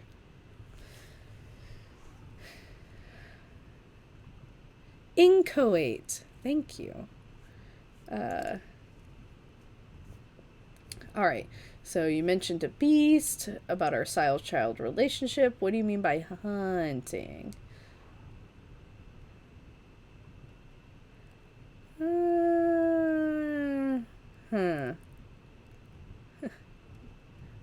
I feel like this was just, are you my mommy? You mentioned a beast.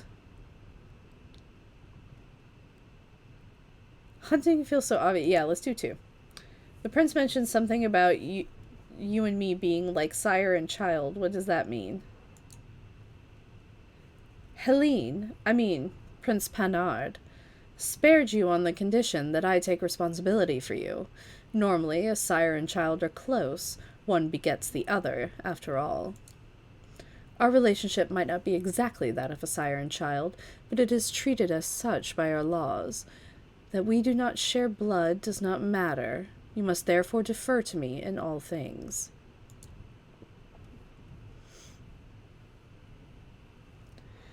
I don't wish to use the right of destruction that the prince granted me, so I will appreciate it if you do not give me a reason to. I promised I'd guide you, and I meant it. Real quick, let's look at sire and child. A vampire's begetter, the kindred who created them. Mom. Child. A vampire created through the embrace. The child is the progeny of their sire. This term is often used derogatorily, indicating inexperience. Plural, childer, like the lost childer on ATL by night. Ah! Okay.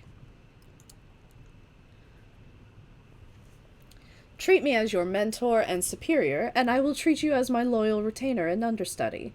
With me, you can go far. Without me, you will be lost to the unfeeling night, and we can't have that. Those of us unaccounted for can easily become a danger to the masquerade. That's the main reason why, with your sire gone, the prince wanted you out of the picture too. Real quick. The Masquerade. This is so... I really love this dictionary. Because, like, in the V5 sourcebook, there's, like... I think it's only 2 pages, but it feels like 4, of Lexicon of the Damned, which is all the words that are in Vampire the Masquerade. It's a lot. So let's see. The Masquerade. The habit or tradition of hiding the existence of vampires from humanity, designed to protect vampires from destruction at the hands of mankind. The Masquerade was adopted after the medieval Inquisition claimed many kindred unlives.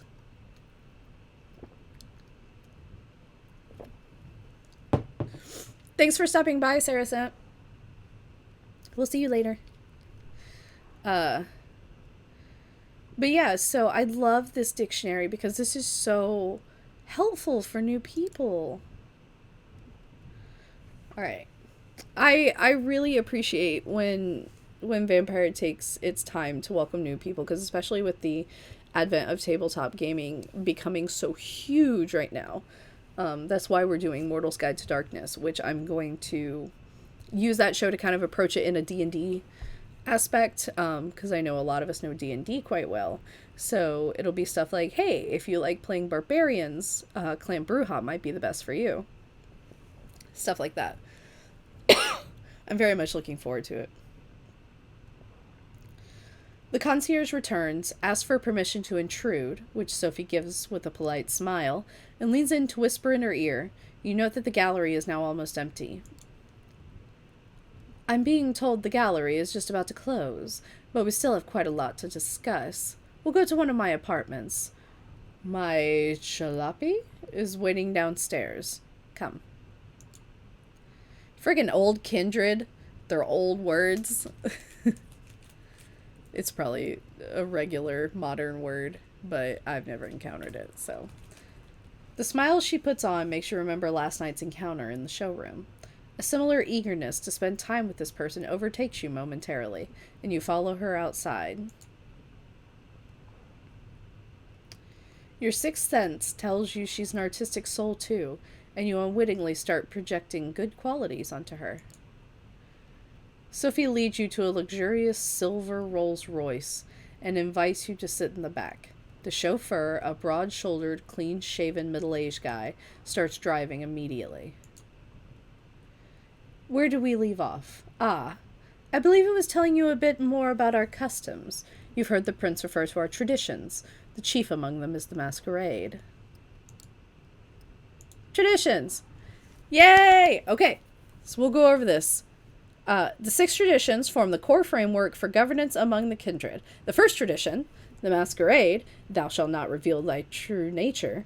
The second tradition, the domain, thy domain is thine own concern. All others owe thee respect while in it. 3. The third tradition, the progeny, thou shalt only sire another with the permission of thine elder. 4. The accounting, those thou create are thine own children. Their sins are thine to endure. 5. Hospitality, honor one another's domain. Without the word of acceptance, thou art nothing. 6. Destruction, thou art forbidden to destroy another of thy kind. The right of destruction belongeth only to thine elder. So that's essentially what she asked for. So she pretty much said, like, hey, can I get permission for the 6th tradition in case this kid screws up really bad? Because she's responsible for us, so if she didn't discipline us, she could be killed for the dumb shit we do. Alright. As you might have gathered from us assembling at a niche gallery after closing time, our comings and goings and doings tend to be somewhat secretive. We do not advertise our existence. We allow myths and modern fiction to morph and muddle the facts. So to the vast majority of kine, which is just human, I'm not going to click on it, we remain bedtime stories and pop culture icons. So my person really just doesn't watch any movies or any TV show. Because, yeah, the Camarilla control, like, movies getting made about vampires. Say, is that one television show about a vampire angel still popular? You shake your head in confusion. She shrugs and continues talking, looking a bit more dejected than before. Sophie likes David Boreanaz. That's canon. It's a vampire named Angel.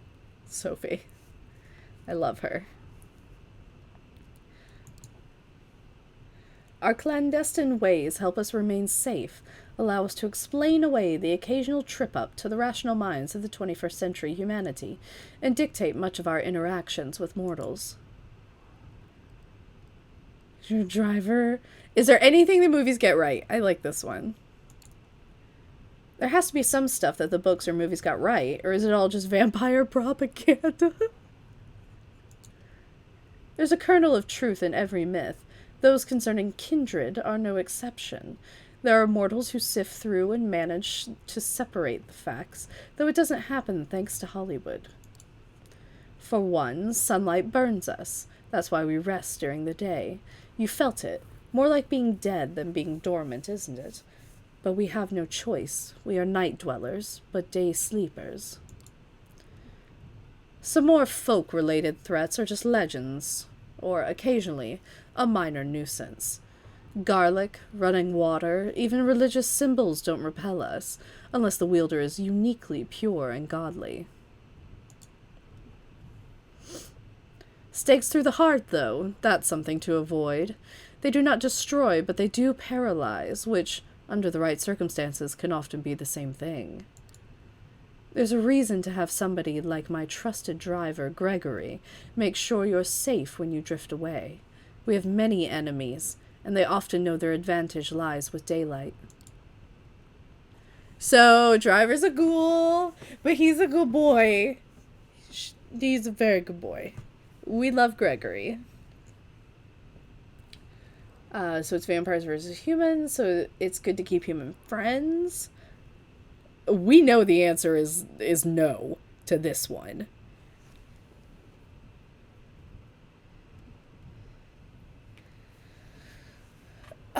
Let's see. Oh, she becomes your stepsire regardless of clan. That's cool. That's cool. Well, I'm glad to know that if I choose to play another clan, I won't lose this beauty. Eventually, when Bloodlines 2 comes out, I'll be doing a Malkavian playthrough on that. So, y'all just be prepared for that wild shit. Because this is so much more subdued than a Malkavian playthrough of Bloodlines. Alright. Let's see here. Well, so it's good to keep human friends. Am I right in thinking that having a human friend or two is necessary then? Or at least useful? In moderation. And best if they don't know your true nature. Also, I would say that subordinates are useful. But friends? I haven't had one of those for many years now. Our little sect supplies social interactions aplenty, but it doesn't really encourage friendships. Alliances of convenience to be broken at a whim, yes, that's more like it. Long-term solidarity does occur in the Camarilla, but we are a very politicized organization by necessity. Loyalty is to your sire, to your prince, and to the sect. Friends must remain a distant priority, at best, for us to maintain the masquerade and thrive as the years pass.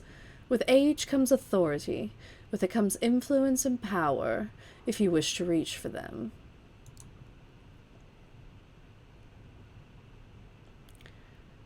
She seems to be lost in thought and falls silent for a while, leaving you to ponder all the things you've learned tonight. It still feels absolutely unreal, but as piece after piece of knowledge falls into place, the image becomes almost like an entirely logical jigsaw puzzle. Whatever you wouldn't believe on your own, you've witnessed. Many questions swarm your thoughts, but the only one you keep returning to is what your place is with this new reality should be. The car stops. You're in the city, parked in front of an old but well-renovated apartment building. We're here. Would you like to see your lodgings? My own apartment? You just get given an apartment in New York City? Goddamn! Is it another parking lot? What if I want to sleep in my home? Obviously, we can't go home. So yeah, my own apartment? I get my own apartment? That's neat. Consider it the first of many gifts that I am able to grant in exchange for loyalty. Come upstairs. She leads you through a small hall with a night guard who greets Miss Langley with a good evening, and you take the stairs up to the second floor. Sophie opens the door to room 209. Inside are all the amenities you could expect from a modern apartment, and some you wouldn't have deemed necessary just the previous night, including thick blinds on the windows. Hey, this apartment's nicer than the one I had in Bloodlines, Jesus. The back room has a comfortable-looking bed with a thick steel door with several sturdy-looking locks, but no windows. Well, how do you like it?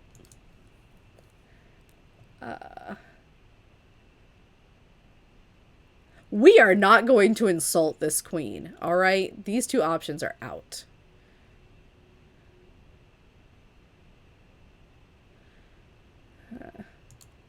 This is great. Thank you. I'm glad. Make yourself at home. Tomorrow I will take you hunting and discuss the blood in more detail. I'll let you get comfortable. The keys are by the television set. I will come pick you up tomorrow night. Use the back room for rest. You can lock the doors just in case. It stings a bit when she leaves. It's like the room suddenly became a few shades dimmer. You inspect the kitchen, hoping to find something to drink. Nothing. No regular food either. Feels strange that Kadir could be a more thoughtful host than your sire, even if only in that respect. You briefly wonder if the sheriff might have a hidden side. Hey, we got more terms to look up. So kind, a term for mortals, largely contemptuous. The phrase kindred and kind refers to the world at large. Kindred.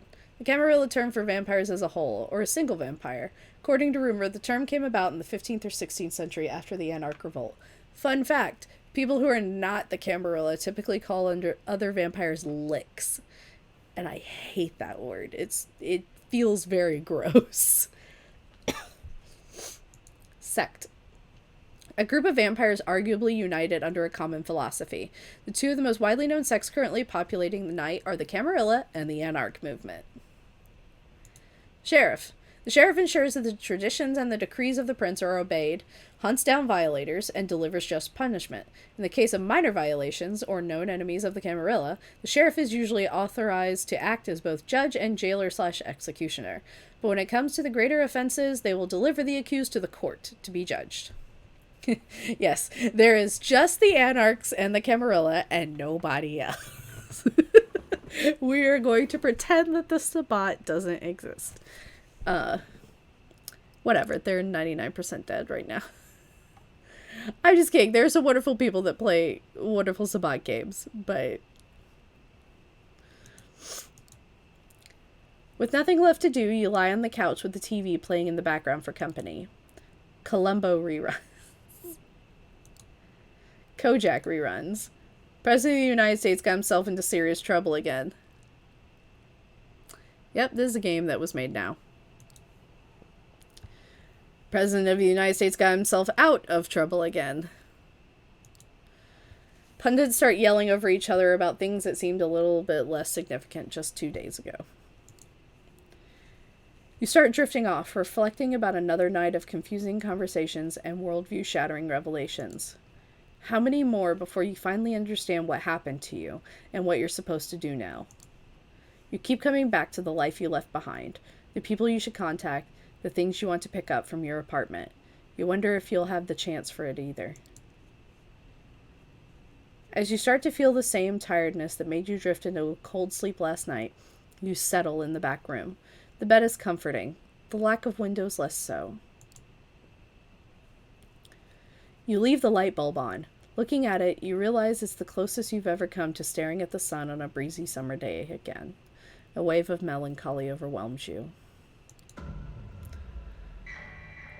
A few minutes later, your consciousness fades and you take the plunge into darkness again. Sinking, sinking, sinking, sinking.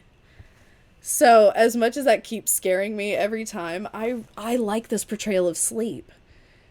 Like, obviously, you know, when you go to sleep, you essentially just die. You're just dead until the next night. So I like this, that each night it's that feeling of death over and over and over again.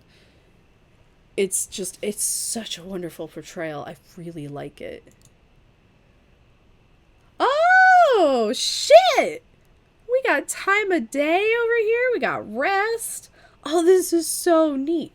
Oh, that looks like blood. Oh, look at this. This is so cool.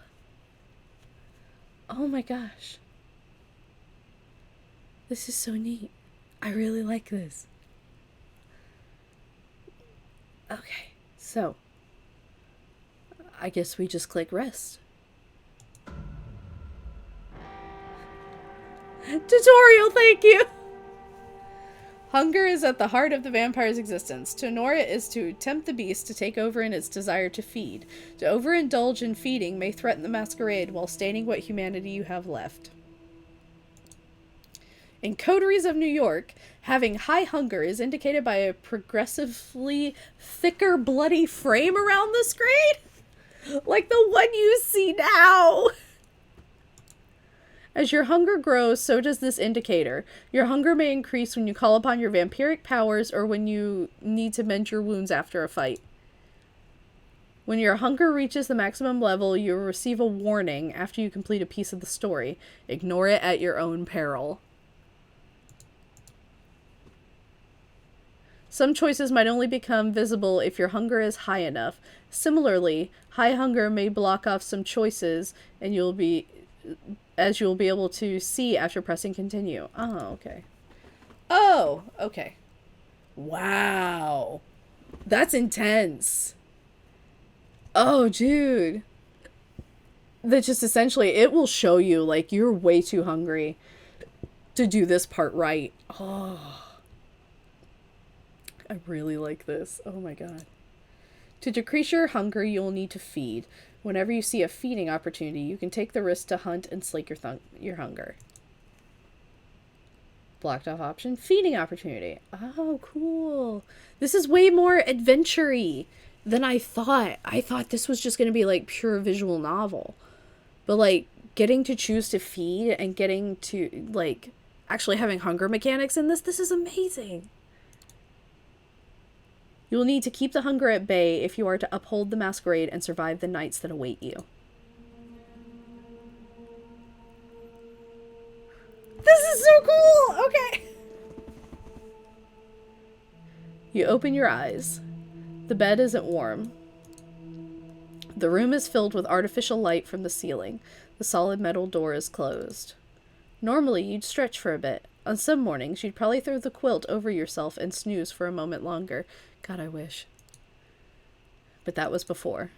The way you woke up now, you're fully conscious. No grogginess, nothing weighing you down, just the nagging need in the back of your head.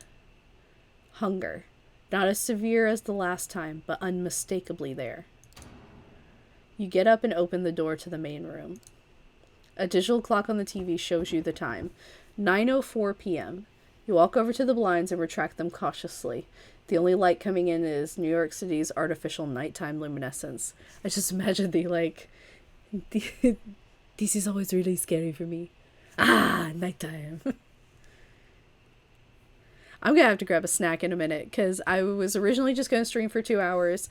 But this is so cool and this is so well done that I may just like BRB for a minute to go grab a snack. Let me actually do that now. So I'm just gonna mute the microphone. I'll be right back. I'm gonna grab a snack.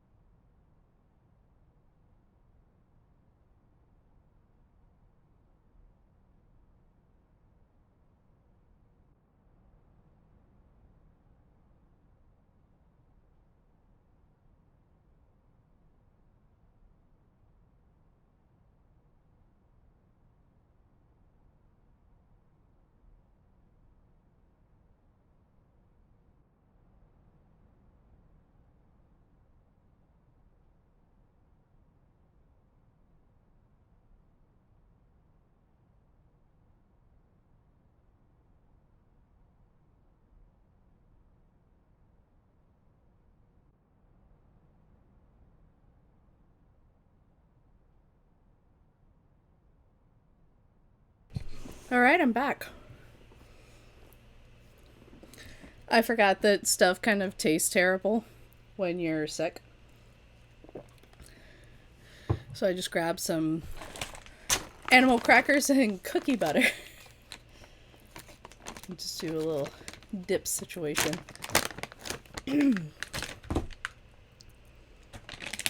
Alright.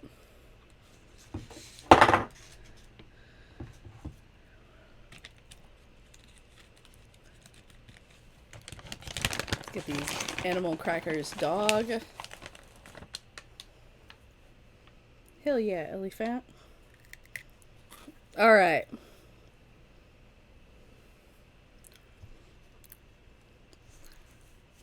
Hell yeah, Lunch Champions is animal crackers.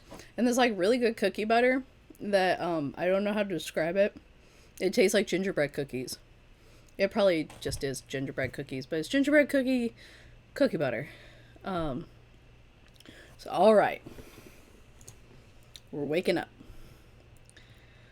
So that's what your waking hours are going to look like now. You missed the sunlight already. Can't relate. You're seriously considering just walking out of the apartment and figuring this out by yourself. But then you come back to the memory of Kadir's exotic sword being raised in the gallery. Maybe sticking around isn't that bad of an idea after all. You keep jumping channels for about a half hour and then switch to streaming services. Like Twitch? Almost as if the universe had a sense of irony, you catch True Blood in the flood of recommendations. We were just talking about that show yesterday. This is probably the first time ATL by Night fans have seen what my hair actually looks like. I wear a wig on the show because I come straight from work to ATL by Night. So, I wear a wig so I can look nice. And I've been a cosplayer for too many years. Alright. The doorbell rings. Fuck that doorbell. Is that normal? Don't like that. How do I know it's Sophie? Oh. Good evening, Lamar. Slept well? Like a baby, like a dead man. Like a dead man. Curious wording, but not far from the truth, I suppose. No use dwelling on it. I think you'll agree with time. You made the right choice yesterday. I can teach you many things about yourself. Your blood, its desires, and its power. We will begin tonight. You are hungry, yes? I'm sure you are. Our kind always is. There is only one remedy. The blood. The drinks we had yesterday at Elysium are not the usual way you would slake your thirst. So tonight, I will assist you in your first foray into hunting. You need to learn to sense the kind of blood you desire, to understand how you can use the kind's vulnerabilities to your advantage. You know what? I'm ready to learn. Let's do this. We out here getting that blood. Well, I'm ready to learn. Let's get started. Such eagerness. Or is it just your hunger making you impatient? You will find that drinking moderate amounts of it regularly will keep the hunger and the whispers of the beast at bay. You might think yourself monstrous, but there is a balance to be found here. The kiss gives the kind pleasure. You might remember this from your own embrace. Some can even become addicted to the sensation, but if you do it right, they tend to misremember your feeding. After all, vampires do not exist. They are myths, fairy tales, and pop culture mainstays, correct? She gives you a sly, knowing smile. That is why the Masquerade is so important, even more crucial when you feed. Huh. How do you avoid being seen? How do you cover your tracks? How do you select a victim? Well, she just kind of told me that I cover my tracks because the kind misremember it. Because to them, they just had the best makeout session of their life. Which is probably why I was so horny on Maine for that other dude. Um, Avoiding being seen feels like a dumb question. So yeah, how do you select a victim? How do I choose who to feed from? Are there better or worse targets? Isolated kine are easiest prey, of course, but much depends on the context. Hunting requires a different approach in a busy club than it does on an empty street. With time, you will have the luxury of finding your preference in hunting methods and prey. For now, I suggest experimenting in moderation. Feeding from the same area repeatedly can be dangerous, but by branching out, you risk the ire of other kindred on whose domains you trespass. Luckily for you, New York City is more forgiving in this regard. So, people from actual New York, because I know that, like, folks say Hotlanta for Atlanta, and none of us actually say that. So, New York people, do you actually say NYC, like how she's saying? Or do you just say New York City every time? Or is it just New York?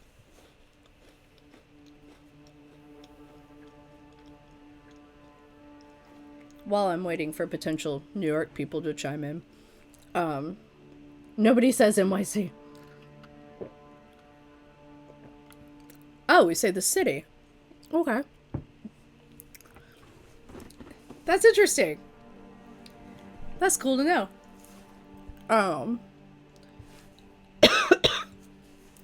I like that.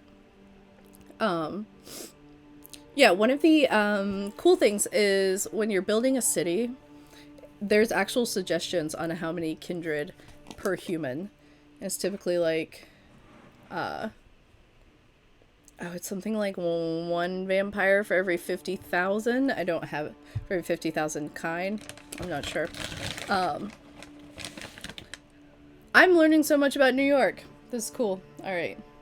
Cookie butter. It's just sugar. Alright.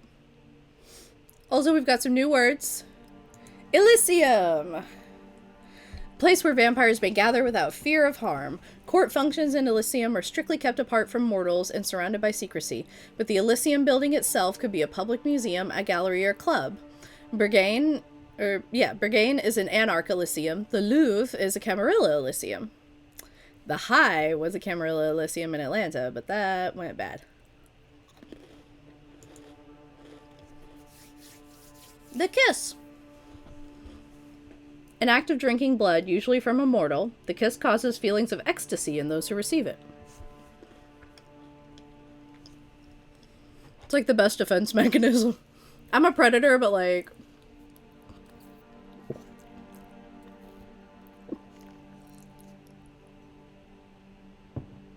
So, a lot of people say Elysium different ways. There's Elysium, Elysium, it's accent. It's all just regional dialect. I say Elysium. That's how I've always said it. The Embrace. The act of transforming a mortal into a vampire. The embrace requires the vampire to drain her victim and then replace that victim's blood with a bit of her own. Also, like the female pronouns there. Thank you. Yeah, it's like how Camarilla doesn't have a correct pronunciation technically. Depending on the kindred and or player, is sometimes pronounced Camarilla because it's a Spanish-Italian word. I can't remember which one. Yeah, so some say Camarilla, some say Camarilla. I've heard some people say Camarilla. I can't replicate. They had a different accent than I did. But yeah, so for a lot of things, there's no standard pronunciation. Yeah, I think it's Spanish. Some people call it Italian, but I'm pretty sure the word origin is Spanish. And then we've got domain. The area of a particular vampire's influence. Princes claim entire cities as their domains, sometimes allowing lesser vampires to claim domain within. So yeah, sometimes you may have, like, the Prince of New York, and then below them would be, like, the Prince of the Bronx. Anarchs do this a lot with baronies, but it's kind of rare for Camarilla to do it unless the city is just way too big to control. So let's continue. New York is in somewhat of a unique position. Many of its neighborhoods remain contested or unclaimed. The reason for this is a lesson for another time, but keep the following in mind.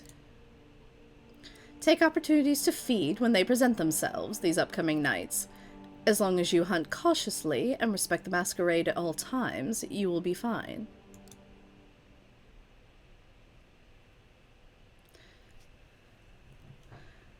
To wit, I want you to join me for a trip tonight. Come downstairs. Gregory is waiting for us.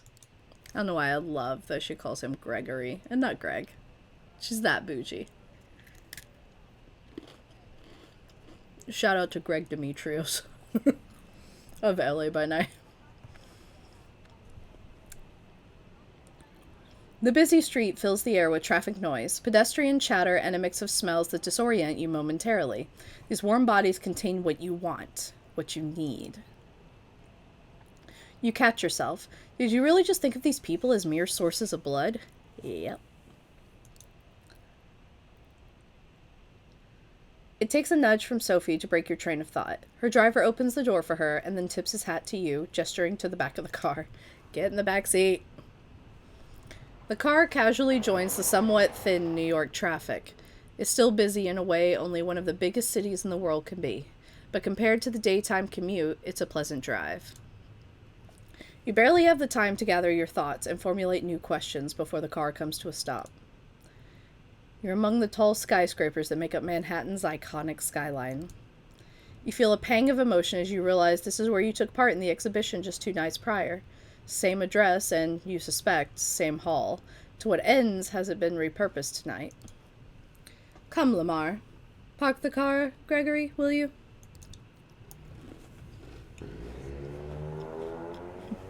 The scene of the crime.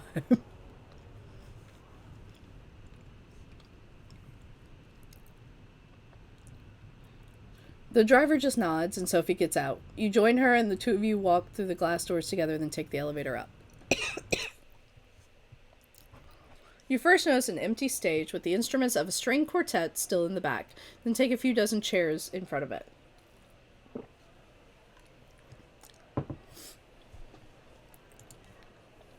The concert seemingly concluded, the patrons, all smartly dressed and posh, have spread all over the hall.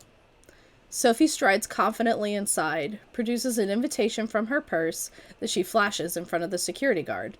You follow close and are let through without issue. Let's start easy. A social setting like this one would usually provide quite challenging to an inexperienced kindred, but consider this evening a small gift from your patron. I'm hoping to procure you a willing vessel. Just remember what I told you about taking small sips. This one I have a soft spot for. Don't damage her. Also, just now, I noticed, like, the dimming and glow of the eyes. Part of the dynamic backgrounds thing. Love it. Now, let's see here. Ah, there he is. She notices somebody in the crowd, flashing a heart-melting smile, and suddenly even you feel drawn to her. Wait. Oh, yeah, sorry. She activated awe. You haven't thought about it before, but it's laid clear before you in this moment. Sophie is beautiful. Just looking at her is a privilege. Just being with her makes you feel elated. Everybody in the crowd, but especially the man who's almost tripping over himself to reach her, clearly agrees. Edgar, I'm so happy to see you. How is your daughter? Is she with you? Oh, there she is. Julie, my girl, come over, please. There's somebody I'd like you to meet. The young woman who walks across the hall can't be more than 19 years old. It's clear from her mismatched earrings and the partially faded purple hair dye that she doesn't fit this crowd. Hey! I guess a partially faded purple underlayers. Julie, this is Lamar. I think the two of you should get acquainted while I talk business with your dad. Awfully boring stuff, I assure you. I'm positive you'll like each other. The girl gives you a shy smile and nods towards the balcony stairs. You fall, somewhat unsure what it is exactly Sophie expects you to do. You reach a secluded space from which the entire lobby is visible. All eyes are on Sophie. They listen intently, then laugh when she does. Julie saves you the trouble of figuring out the next step. Oh, she's cute! Oh, she's adorable! What's that tattoo? She has an astronaut cat tattoo. Oh my gosh. She's so precious. I love her whole fashion sense. Oh, we're about to feed from her. Now I feel mean. Alright. If you're with Sophie, then I guess you're, I mean that you know. She puts her wrist to her lips and gives herself a theatrical nip, then looks to you, embarrassed, but also hopeful. This girl is me? She's like, oh, so you're a vampire, so you want like a snicky snack? You want a snicky snack? This is ridiculous. My hair is like trapped in this, in my kitty cat ears. Oh no, is she a junkie? That'd be terrible. Oh, poor thing. Okay. I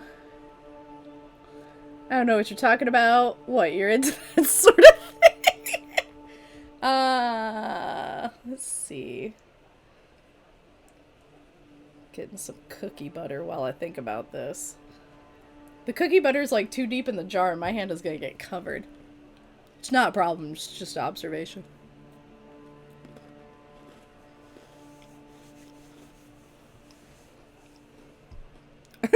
Everyone is yelling for option C, so let's do that.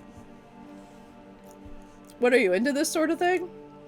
She blushes, looks down at the floor and nods. Girl!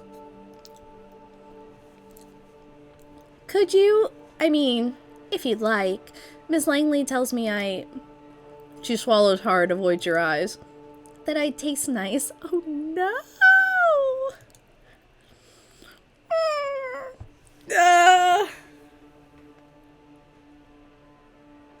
She's 19! This is a moral conflict. Why is everyone yelling at me? Yeah, girl needs therapy. I'm so worried about her.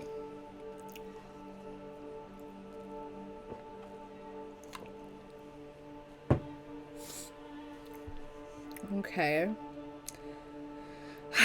I feel like the right answer here is to drink from Julie, but we just go do a sip. You take her forearm into your hands, quickly look around to confirm nobody's watching, and no security cameras cover the area. We didn't, like, move to another room!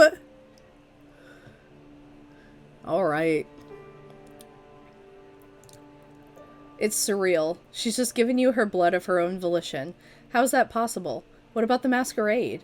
You need to ask Sophie. No, I don't. Your thoughts disappear amid the bliss. There's just the taste. Sweet, fresh, sanguine. You drink. And drink. And drink. No! Stop!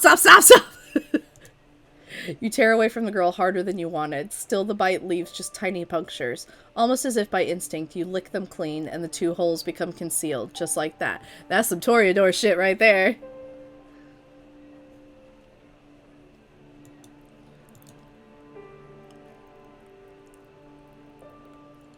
Julie is now leaning on the wall, pale, wobbly on her feet, but happy. She lets out a dreamy sigh, opens her eyes, a few tears fall onto her shirt. Tears of joy. Thank you. Thank you. Please, can you walk me downstairs? Please? My dad, he doesn't know. Thinks it's a condition. Miss Langley told him so. She leans on you and requests you walk her over to a bench. She takes a seat and smiles at you. The crowd around Sophie disperses slowly, looking at her now. Only some residual awe hangs in the air. Yes, she's pretty. Maybe even beautiful, sure, but not your type. What came over you before? You walk over to her. Edgar, dear, it was splendid talking to you, but we need to get going. Give Julie my best wishes. Come with, Lamar. That was uncomfortable. Oh, that poor girl.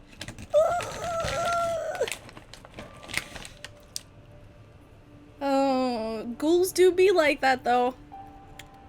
Ghouls be like that. Alright. Gregory is waiting for you out front. Did I say Gregory? I'm tired and I think I said Gregory. It's only in the car that Sophie addresses you. I can tell from your look that you took the opportunity. Good for you. That girl's exquisite, don't you think? You wouldn't tell by her demeanor, but she has so much passion. It brings out a unique bouquet in her blood.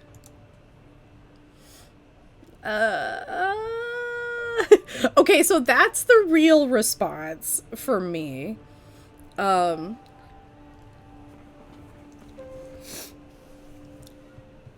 do feel like I took advantage of her, but I feel like she knows who we are is the better option.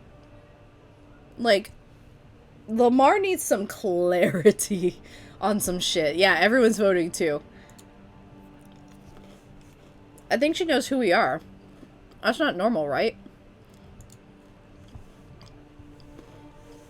It's not usual, that much is true. But don't worry. She'll do anything I tell her to, and won't say anything to anyone that I haven't put in her pretty head first. So she's got a really sweet thing going with this Julie girl. Julie's real into this shit.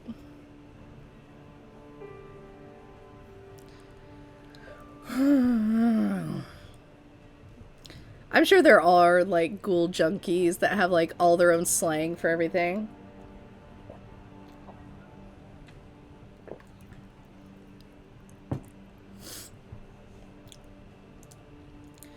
Time for the next stop. Training wheels off this time. Gregory, Flushing Meadows, please.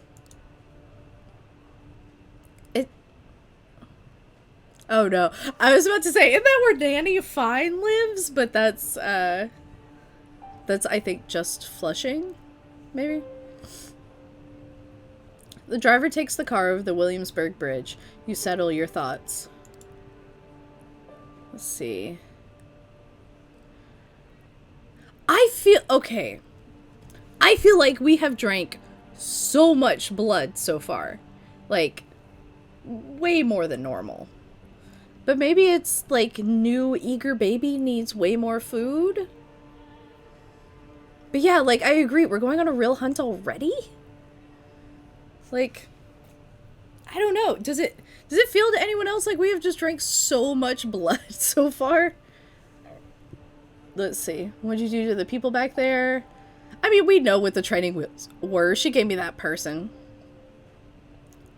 Lamar's nursing. Y'all are the worst. I love every last one of you. Okay. Let's see here. Yeah, I feel like one's the best option. But yeah, it feels like a lot of blood. Like, we didn't just sip from that girl. We took a lot. Yeah, maybe she is showing us when we're not super hungry so we can understand it a bit better. Okay. Those people back at the hall, they were all entranced. Even I was under your spell. What was that? It's called, "Aw, baby, and it's a cantrip." She smiles with satisfaction. That old trick? Just the blood doing my bidding.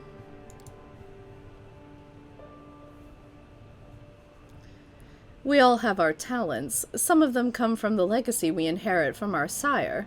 Others can be learned with experience.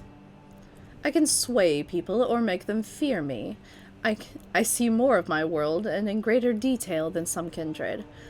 I can will my body to move with unparalleled precision and grace, and more. So those skills are for quite a few clans.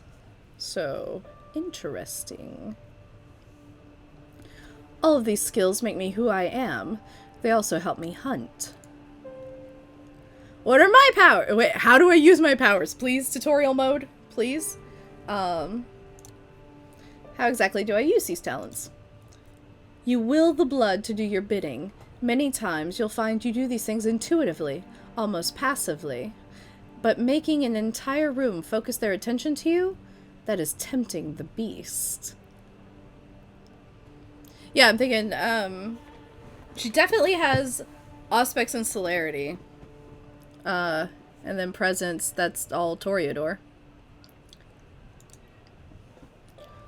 Always keep the Masquerade in mind, however.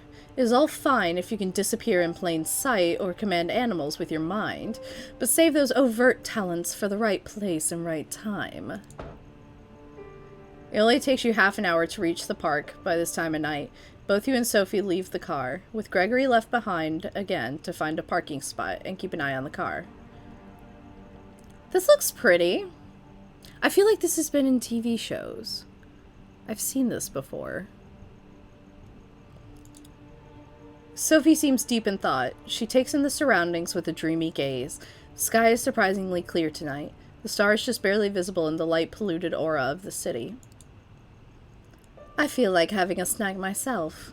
I'll be by the fountain. Go look for somebody to your liking. See what effects you can achieve with your blood. But only pick one victim. Just one. Then come back. Yeah, oh, I didn't notice the bugs around the light. That's amazing. Isn't that from the Keenan and Kel intro? That might be where I know it from.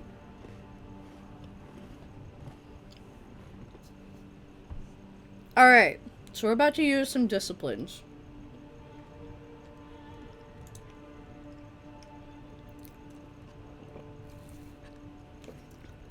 Seeing how she seems not altogether here right now, you decide to leave Sophie to her own devices and seek out your prey. From here, it looks like you have a few choices. Just taking a stroll around the park and finding an isolated jogger, or someone like them could work, but focusing on one area might work better. The New York State Pavilion might work as a secluded spot. There's a skate park nearby, and worst case scenario, there's bound to be some unfortunate wino around. That's rude. Just take a sad skater. Thank you for that link to what it is. Oh, I've also seen it in Men in Black. That's actually... knowing me, that's where I know it from. Or maybe the tennis court's nearby. There's a light coming from out there, so somebody might still be playing a late night match. They won't be alone, but they might be tired and let their guard down. As these scenarios play out in your mind, you realize you're planning how to assault a stranger in the middle of the night. It's a weird way to be, but the now familiar hunger prompts you to act. I am just a real hungry boy. Alright. Search for a victim around the park, hunt near the decrepit pavilion, look for prey at the tennis courts, take a walk, but don't feed. I feel like we need to feed. Like, I can make better decisions about feeding when I'm not, like, directly being babysat by Sophie. So I feel like right now I gotta choose one of these. I'm thinking the pavilion. Because wandering the park seems like it's going to attract a lot of attention.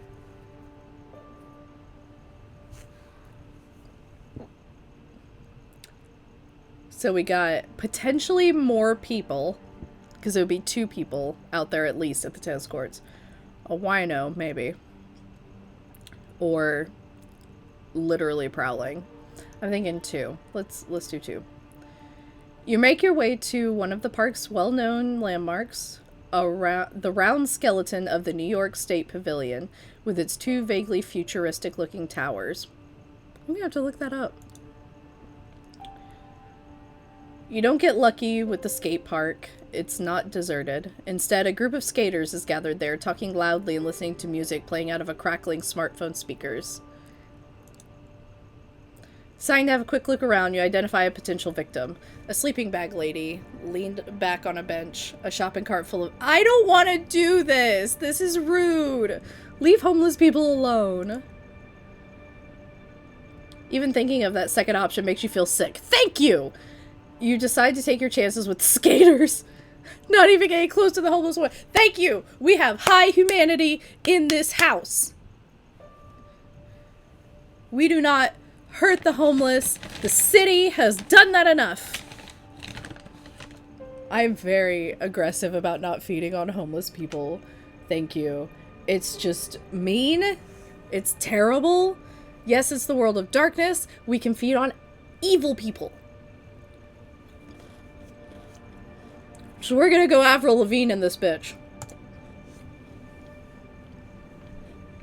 You think back to what Sophie did in the hall. How she managed to focus the attention of the entire gathering on her. That might be a tall order for you, but a single person? Could be doable.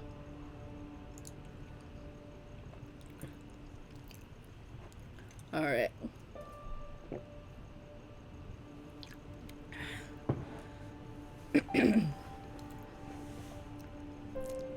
You single out a guy who's talking on his phone away from the gathering.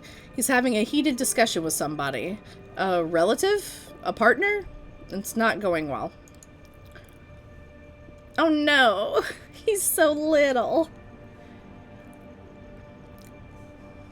This talk's over. I said shut the fuck up. Hey, you hearing me? Shut up. Call me when you get some fucking sense in your stupid brain, okay?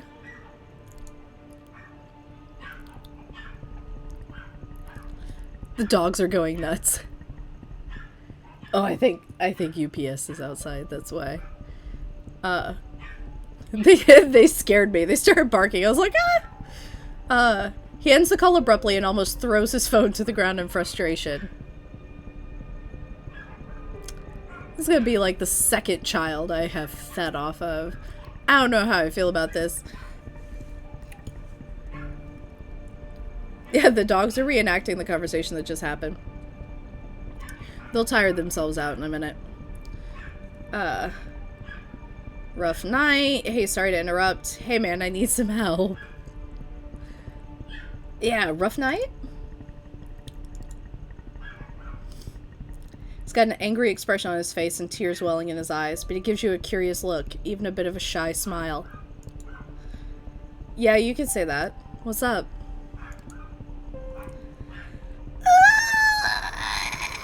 So, okay, this is meta, but I want to say this option. I want to show you something.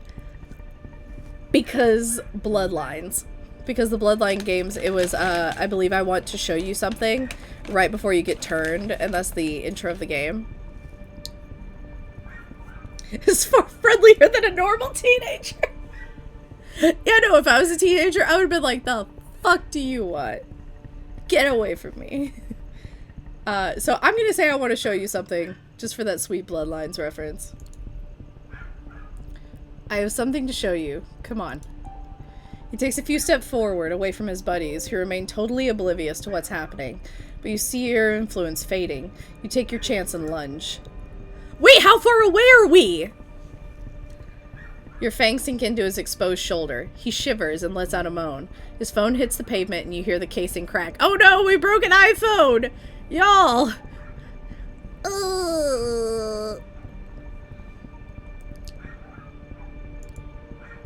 His blood tastes like a clash of hot emotion and melancholy, laced with some artificial stimulant you can't quite place.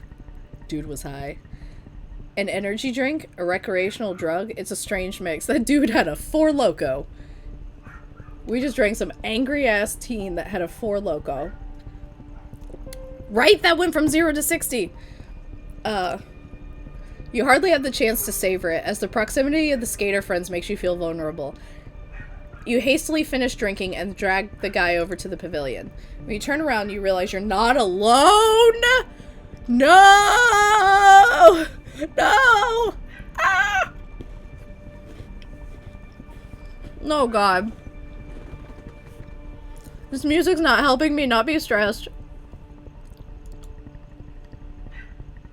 A hooded man is looking menacingly at you. Oh, fuck, it's Cirrus. Who the fuck is this? No! He said lick! No! What do you think you're doing, barging in on my turf like this, lick? We gotta get the fuck out of here, y'all. Ah, what? Oh, do we want to fight? Lick. I want to hear it. So, real quick, dictionary. Lick, a derogatory term usually used to address young, unexperienced vampires. Okay, they said hooded figure, and I was like really ready for a Nosferatu. Everyone's saying slur. Didn't mean to, didn't mean to trespass. I'm gone. Yeah, I feel like we gotta run. I didn't mean to trespass. Sorry, I'm going. Too late for that, friendo. You want to leave here in one piece? You talk. Candidly. I know what you are, so you can shove that masquerade misdirection up your ass. Now, better tell me who you're with before my posse shows up and we beat it out of you. Y'all, what the shit am I supposed to say? He's clearly a vampire. I'm pretty sure he's anarch if he said lick.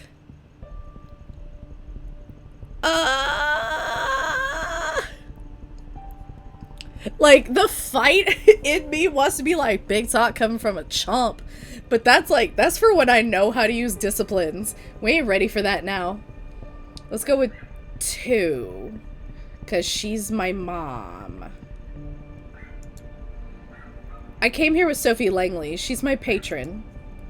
Doesn't ring a bell. Sounds fancy, though. He licks his lips, exposing his fangs and looking voraciously.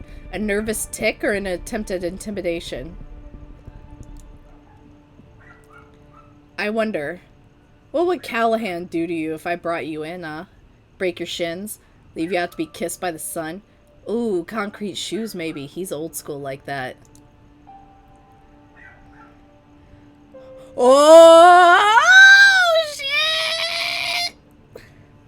I'm thinking we've drank a fuck ton of blood, and we just drank this motherfucker. We need to run. We need to fucking run. Yeah, everyone, celerity, run! You take off fast, faster than you've ever run. The hoodlum has trouble keeping up, but howls behind you like an animal and gives chase anyway. As you reach the Unisphere again, you slow down, noticing 2 people near the sculpture, a man and a woman, tangled in a passionate embrace. No, not exactly. It's Sophie, feeding, but this whole scene is set up so it looks like a couple getting intimate in public. She pulls it off like she's done it 100 times before. It occurs to you that she probably has. The man is unsure on his feet as she lets go of him and leads him towards the nearby bench. Noticing you, she whispers something in his ear and leaves him. Her driver appears from behind a tree. Well, Lamar, how'd it go? You're about to answer when the same figure as before emerges from one of the alleys. He looks at the 3 of you, and a predatory smile creeps on his lips. Thought you could run away from me, Lick? Think you'll be safe with your friends? Well, I have friends, too. He makes a motion to shout, but 2 things happen almost at the same time. First, that feeling of warmth and beauty emanating from Sophie flares up again, entrancing both you and the hooded thug. His shout comes out as a weak, confused squeak. Just, eh. Second, Gregory produces a wooden stake from a holster under his jacket and slams it into the thug's chest. Just like that, in a few seconds, the posturing vampire is down on the ground, paralyzed. Oh, fuck. I see you've made a friend, Lamar. Curious choice of company, I would say. Who is he? Greg is the MVP. Gregory. We stand. He knew I was a vampire. He said this was his term. I feel like we should tell her about Callahan. Because, like, that's a name drop. And it's a name drop that he thought was gonna, like, really scare me. So, yeah. 3. He said something about presenting me to somebody named Callahan. Ever heard of him? She looks shocked for a split second, then recovers her regular countenance. Yes. This hoodlum is anarch, then. Curious. Corona Park has not been claimed by any kindred last I checked.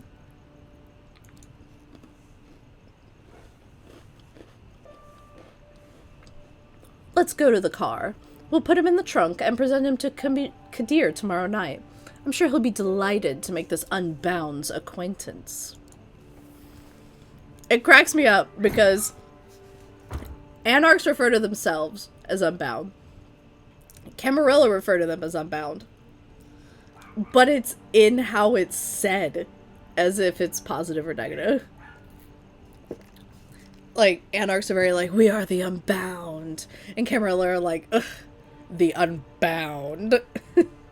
It's amazing. Gregory carries the staked vampire and dumps him in the car's trunk like a mannequin. It's a strange sight, and you're quite happy you're not in that poor fucker's shoes right now. It's almost surprising that you can get away with just casually throwing a stiff into your car and driving away, but then you remember that Sophie has been doing this for far longer than you have. The dogs are upset again, because UPS was here earlier, and now it's FedEx. Still, I'm gonna take some Mucinex while we do this. Because I'm supposed to take this every 4 hours, and it tastes awful. Yeah.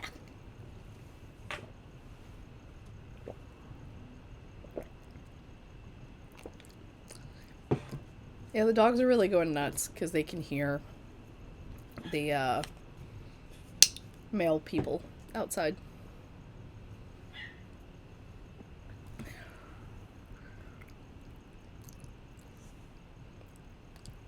Ugh. I don't know what flavor that is, but that's not fucking blueberry. That's for damn sure. Yeah, Mucinex is like the best medicine ever when you have a cold. But it smells and tastes so bad. It's just unnaturally bad. Okay. Still, the nagging thought that anything you did tonight could have been recorded on a CCTV camera or picked up by a rando with a half-decent smartphone and streamed online fills you with dread. Hunting and using your abilities is a dangerous business. It's clear this whole being a vampire thing has about as many caveats as it has perks. Mucinex sponsor us. Mucinex sponsor me, but like with your best flavor, please. You're taken out of your headspace by Sophie's voice. I'll pick you up tomorrow night. Same as tonight. I have some business to attend to at Elysium, and I expect you to accompany me. Plus, our friend in the back needs to be properly introduced to Kadir and the prince. I'm sure he'll have some interesting things to say to the court. Yo. So the Anarch movement, a vampire sect that opposes the tyranny of elders and has placed itself outside the secret society of the Camarilla. So the reason I like this definition, even though I'm not an Anarch player, never have been, likely won't be. I typically always play Camarilla Faithful. But I like this definition because it's a kind of pro-Anarch definition, if that makes sense. It's a dramatic understatement of a definition. But when you sum up the Camarilla and the Anarchs, it's kind of hard to define them without proving the inherent hypocrisy that they are really not that different. They're pretty much the same. Just one has a different attitude about it than the others. So wording it this way I like, because it's a simple definition, but it gives the feeling of why the Anarchs are the way they are. So I like the way that this is worded. Court. The social system of a city's kindred, resembling the feudal system of mortals. At the top is the prince, below them, the members of the Primogen Council.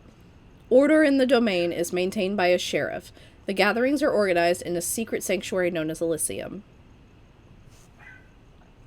Elysium. Alright. Let's continue. I promise, dogs, FedEx will go away soon. I know, it's just terrible. Her voice is cold, cruel, and nothing like the enchanting personality she showed at the gallery earlier tonight. Sophie is clearly a woman of many faces.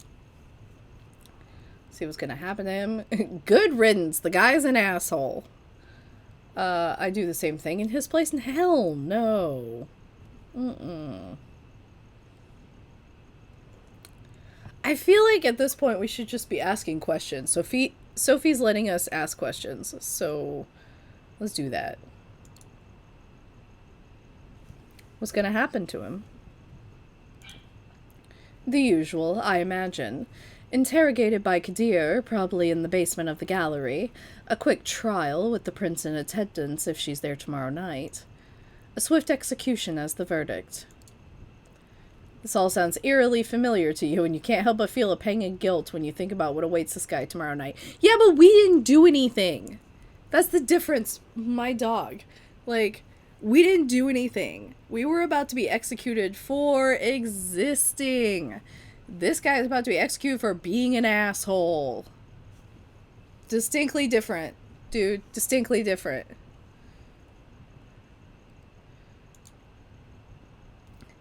You haven't told me how your hunting went. Getting the hang of it, I would hope. It'll take some getting used to, or I think so, yeah. I'll need time to get used to this. It doesn't come naturally.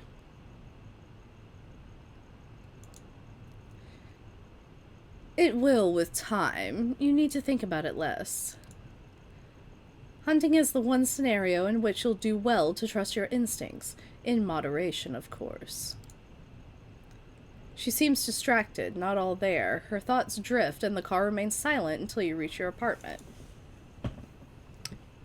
We will pick you up tomorrow evening. Good night.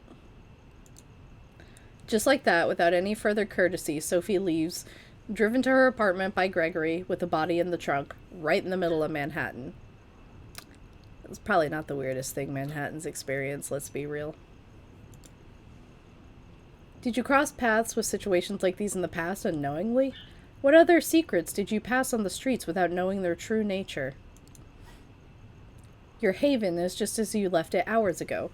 Although the sun won't come up for some time, you feel tired. You learned something about yourself today, and it'll take time to process. Real quick, let's check that definition. Haven, a vampire's home or base where they find sanctuary from the sun. I hope you're keeping up, children. There will be a test. You're not in the mood for television, and the few books on the shelves in the apartment are either in languages you don't speak or sound like a boring read. Nothing left to do but rest. You settle in the back room, lock the door, a moment of hesitation, but then a decision. This time, you turn the light off. You think back to Julie. How many people in this city know about the vampiric society? How many are willing accomplices in sustaining it? How many are children? And the thug you met in the park. If he's not Camarilla, then what is he? Are there independent vampires? And how does that work? She told you he's Anarch. More questions. You begin wondering if there's ever going to be a night when you can start crossing them off the list instead of adding to it. Nope. You close your eyes. You sink into the now familiar void of nothingness. It greets you with open arms, like an old friend. I love this map so much. It's so spooky. All right.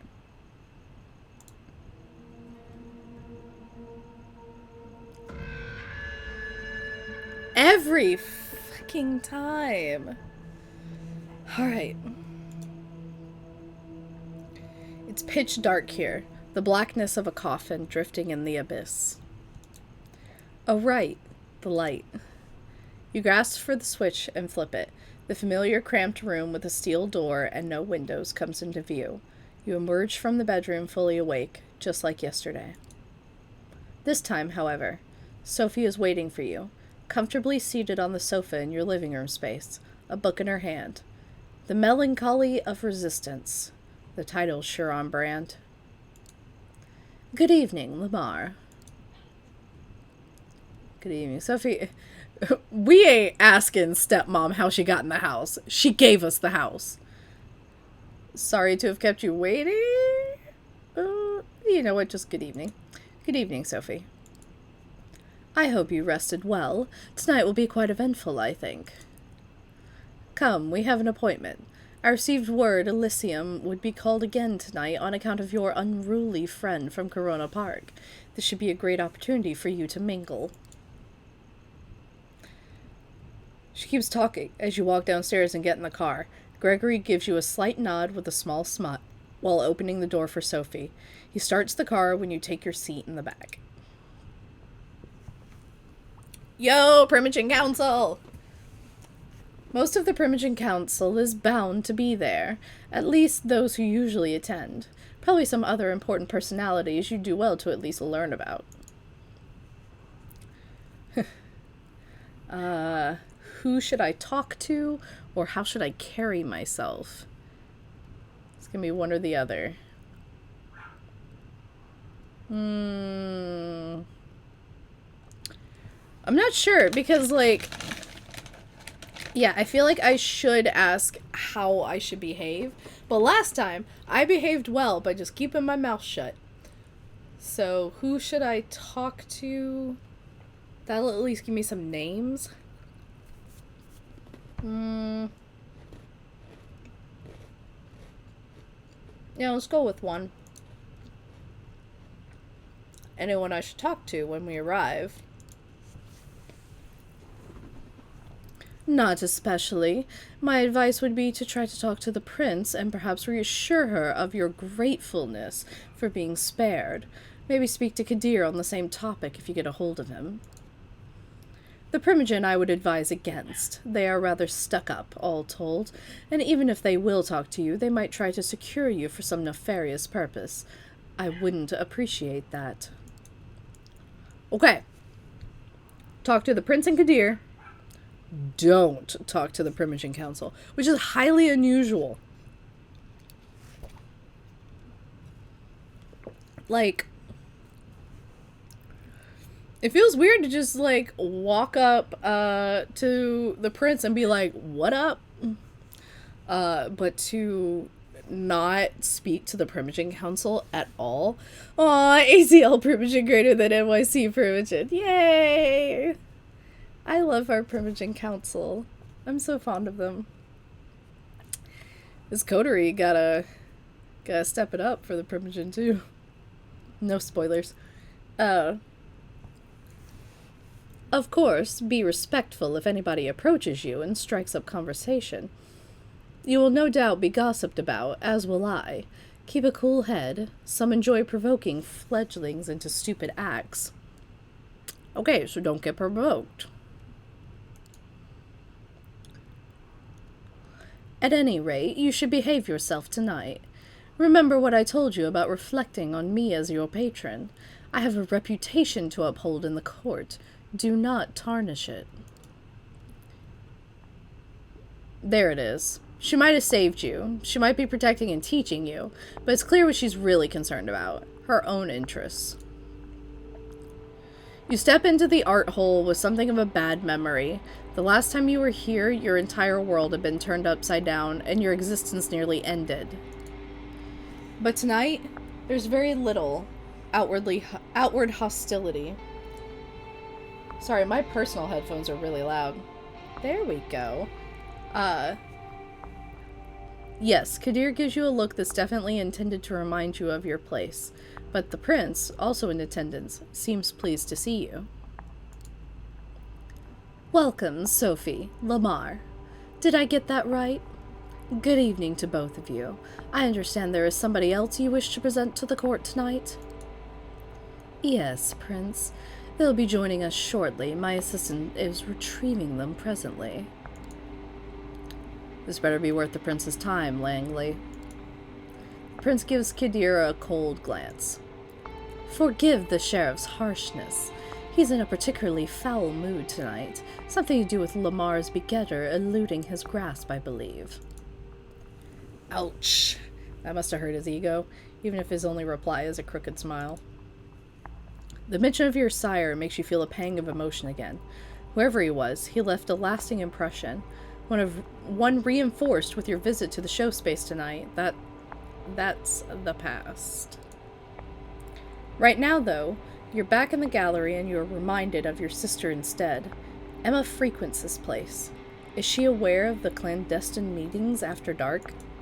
What if Emma's just been Kindred the whole time and we just had no idea? We're actually a terrible sibling. The flaring up of whispers in the gallery hall breaks you out of your thoughts. Gregory enters the room, the jumpsuit-clad inert vampire still staked on his shoulder. The show's about to start.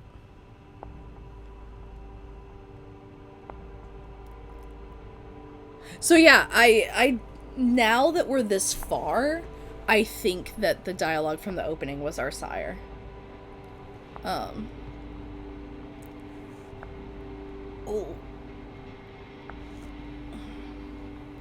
When you have a bad back, but you gotta stream. Alright.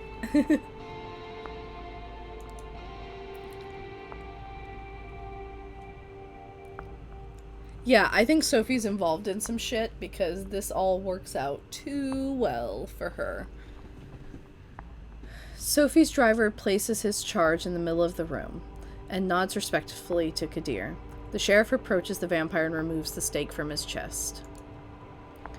The captive's eyes flicker to light, and he starts looking around in disbelief. Like a cornered animal, he backs out on all fours, keeps going in circles until he realizes he's trapped. Kadir steps on the man's chest and pins him to the floor. Why? Who do we have here? Oh fuck, oh shit, no, come on, don't! Silence. The sheriff takes on an aura of utter dread. He appears as if he's a primal force of nature that's out to get you. There's absolutely nothing you can do but shrivel in terror. Oh, he activated Daunt. Alright, Kadir. Alright. Kadir is still tatty. This chat, I swear, I love y'all. The beast inside you shrieks, and you could swear it happens in unison with the instincts of some of the other guests here tonight. It's unlike anything you've experienced in his company during your turbulent first night as a vampire. He really did go easy on you, all things considered. It seems like it takes all of the hoodlum's willpower to not crawl into the fetal position and start crying. No, please don't hurt me, man. Don't. You and me are gonna have a little talk downstairs at the prince's discretion. Please, go ahead, my sheriff. You heard the prince. Get up. Let's go. He doesn't wait for a confirmation. He just grabs the man and drags him, kicking and screaming, out of the room. Conversations start all around you, some whispers, some quite overt. Sophie looks somewhat bored of the whole affair, her eyes wandering from art piece to art piece, clearly finding nothing to her particular liking. Torture in an art gallery? Well, Kadir can absolutely manage on his own. Let's go with what happens now. What comes next? So, what happens now? It'll be at least some minutes before Kadir gets the information he seeks out of the thug. Why not mingle while we wait for him to break? Excuse me. Sophie leaves your side and goes to a corner of the gallery where a group of kindred, some seemingly pretty old-fashioned, gathered. A concierge offers you a drink. Still warm, it smells nice. Just a sip to start you off, a splash over your palate, coating your tongue on the inside of your cheeks. Nourishment. You're left to your own devices. You have a quick look around. Oh, the prince is currently talking to a dark-skinned woman that you recall seeing here those few nights ago. She has a cold but notable countenance to her. Their conversation seems to be casual. A loud, shrill laugh turns your attention to the bespectacled man who you saw with Sophie on the night of your judgment. He's making the rounds, chatting up different patrons. You feel somebody's eyes on you. A casually dressed, plain-looking man stands alone near a column, watching you. He turns his gaze away sheepishly when he realizes you've noticed.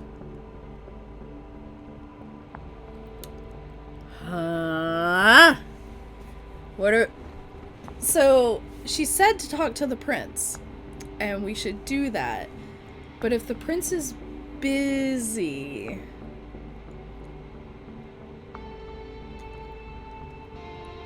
Yeah, I feel like the right answer is the prince because we were specifically told to do that. But like, Ellie's actual anxiety kicks in. Like, oh no, I don't want to interrupt. So chat, help me out here. Which one? Should we go with the prince? I'm gonna eat an animal cracker while you help me decide.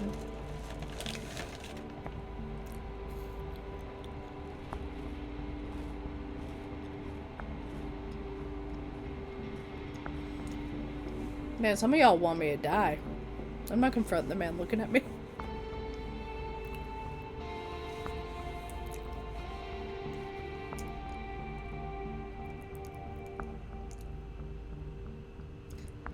I feel like one of these two is a trap, and it's a primogen. The only one we know for sure is that we have to talk to the prince. Senpai fears no fool, and neither should you. Senpai is the best cat. Cosplaying cat. I have cat ear headphones, so big ups to Senpai, I guess. Yeah, I'm gonna follow Mom's advice. You approach the prince, trying to stay as respectful of her private conversation as possible. She glances at you as you step forward, her scrutinizing gaze mimicked by her companion. She addresses the dark-skinned woman before turning to you. Excuse me for just a moment, Samira. Yes, Lamar. What is it? I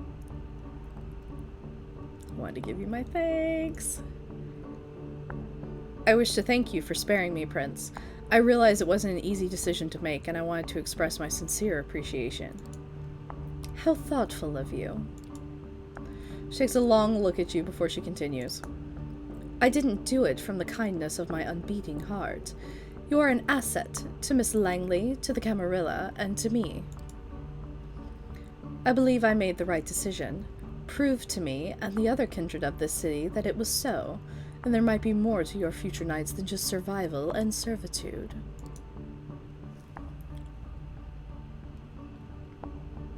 The dark-skinned woman looks impatiently at you and catches the prince's attention. Forgive me. That's all the time I can spare right now. We have some things to discuss with Samira still. Enjoy your night, Lamar.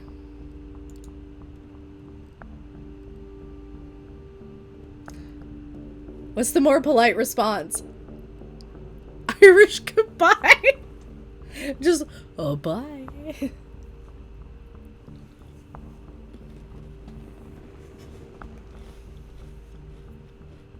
I'm just gonna bow and leave.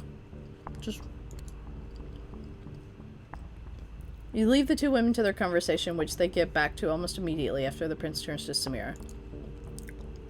You notice Sophie mingling with the other kindred, clearly in her element and not to be disturbed. Kadir hasn't come back yet, so you probably still find time for at least one conversation.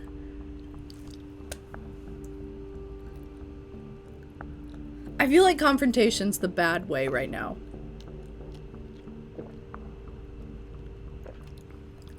Y'all want me to die. This is Elysium. This is Elysium. You can't fight here.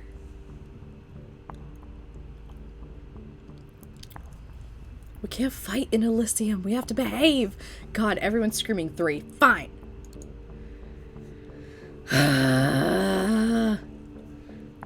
There's something about this guy. It's not that he's staring at you. Most everybody in this room has at one point or another. It's how he does it. He seems shy, maybe even afraid. It's hard to find a secluded spot in the gallery tonight, but this guy has an entire corner of the room all to himself. As you approach, he's standing alone with no glass in hand, a worried look on his face. Is he a fucking ghoul? Okay, we're not gonna go with the shitty response. Just let's give it good evening, mister. Yo! He got that bedhead, but I like him. Good evening, Robert Larson. He looks familiar, oddly enough. Maybe you say he looks too much like my husband when he first wakes up with the hair all over. Larson, or you can call me Robert.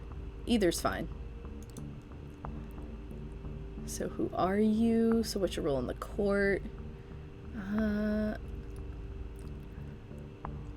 Let's ask him his role.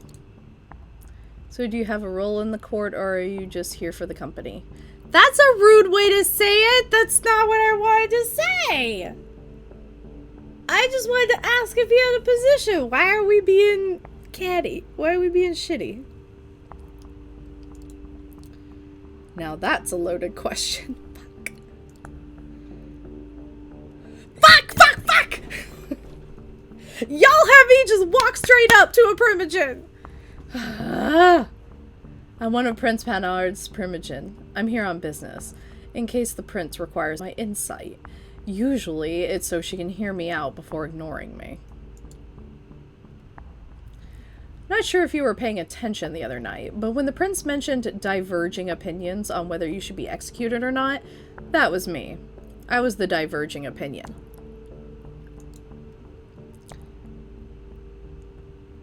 Ooh!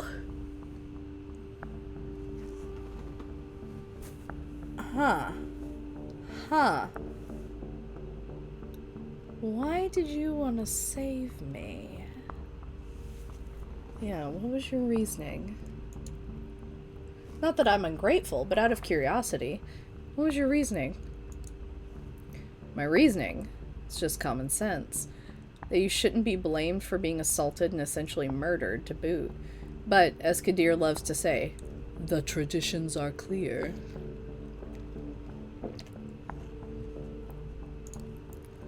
Listen, I don't want to be rude, and I appreciate you reaching out, but word of advice, stay away from me. Motherfuck. Many vampires in this sect regard my position as primogen to be some kind of a joke, you know? You talk to me, they'll notice, and they'll hold it against you. You have a quick look behind you to see that a few of the Kindred keep shooting you curious glances. One woman in particular, a redhead boasting a fanciful hairstyle, watches you disapprovingly. Some of them already do, I imagine. Anyone else getting Anton vibes here? This guy is like all Anton vibes. Yeah, he's gotta either be like Tremere. I don't think he's Malkavian, because I've seen artwork of who I think is like the Malkavian for this game. Yeah, I think he might be a thin blood. Oh, I can't do a Russian accent. Don't put that on me, Ricky Bobby.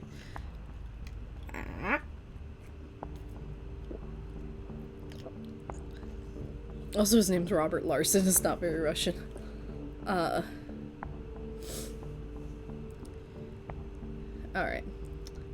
Excuse me, I need to try to get a word in with a few primogen members before Kadir returns. Enjoy your night.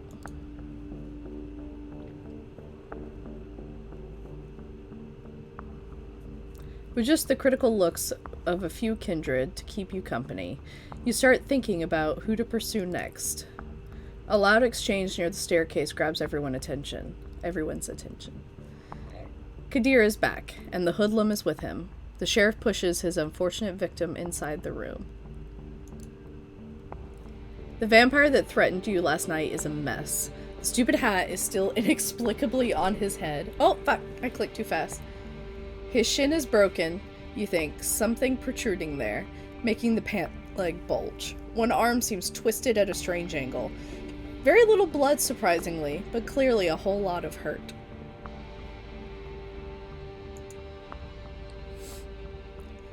Well, Kadir, did our guest cooperate? Tell the prince your name. It's It's Howard. And who do you run with, Howard? The Midnighters. An anarch coterie, my prince. Active for some time now, though from what this one told me, the name is about the only legacy the group has kept over the years. I see. Howard is a bitch-ass name.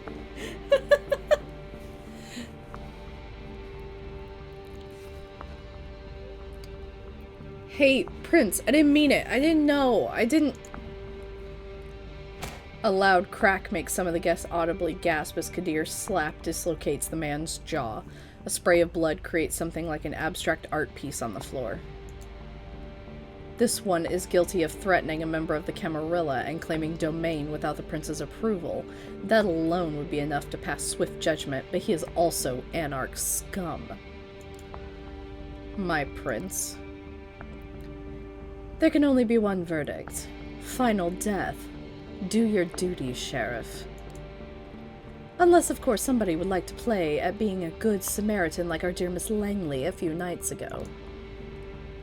The look the prince serves you and Sophie is a cruel jest. Sophie takes it gracefully, smiling and slipping her arm under yours in a strange public show of affection. Nobody says anything. The vampire named Howard jumps to his feet and makes for the window.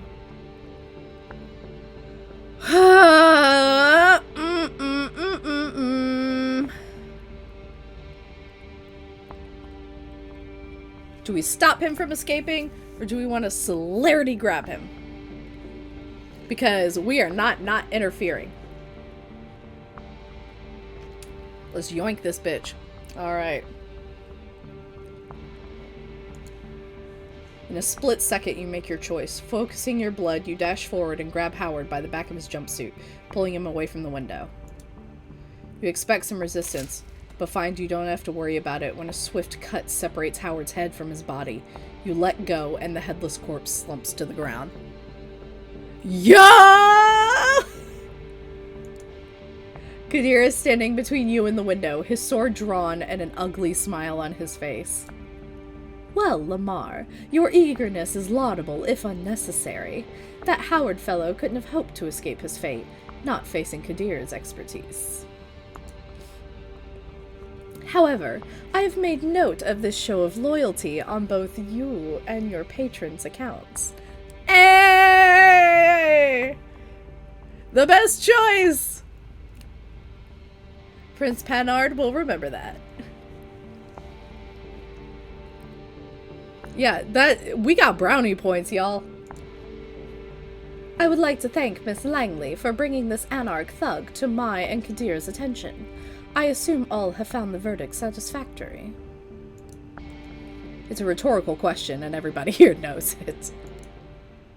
Then I consider tonight's meeting concluded. Good night to all of you.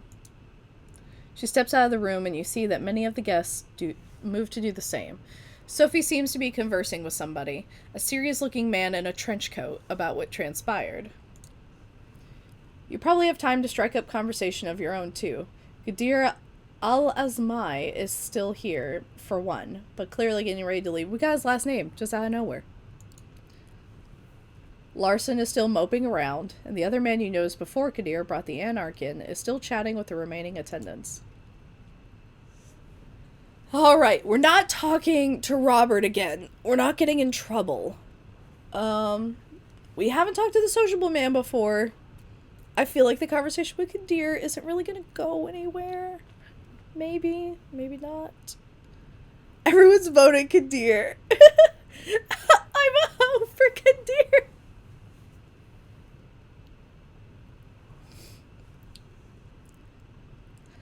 My thought is, like, we haven't even spoken to the social guy, so we don't know anything about him. We don't know who that is. We don't know... Like, I'm all about unlocking some people.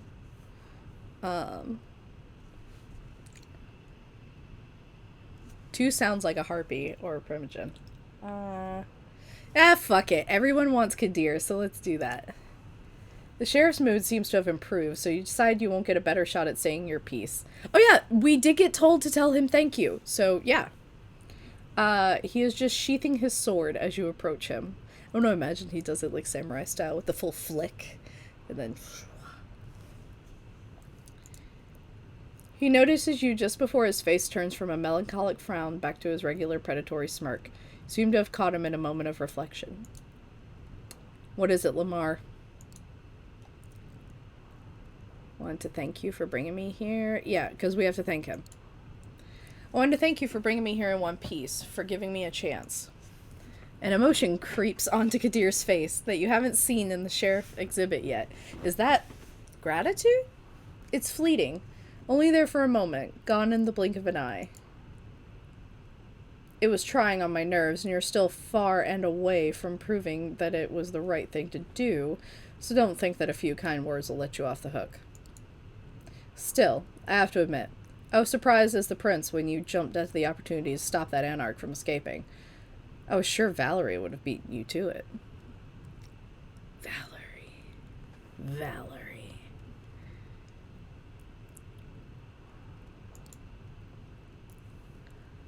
If there's nothing else, I'll be taking my leave. Why are you so mean? Why are you so mean, Kadir? Why? Let's see.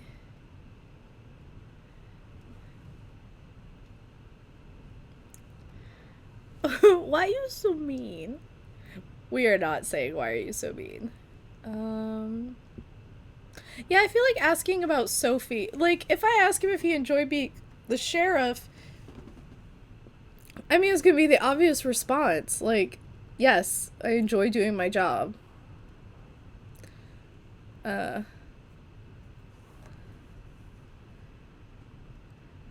Let's ask about Sophie. Maybe. I don't know. Is it going over Sophie's head to ask Kadar about her?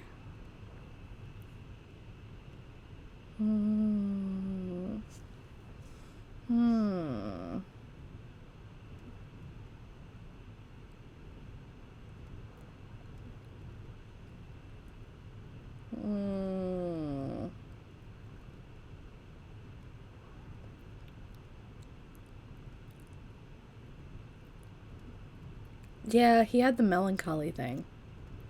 Fuck it. Tell me, do you enjoy this? Being a sheriff for Prince Bernard? Enjoyment has nothing to do with this. It's my duty. When Celebros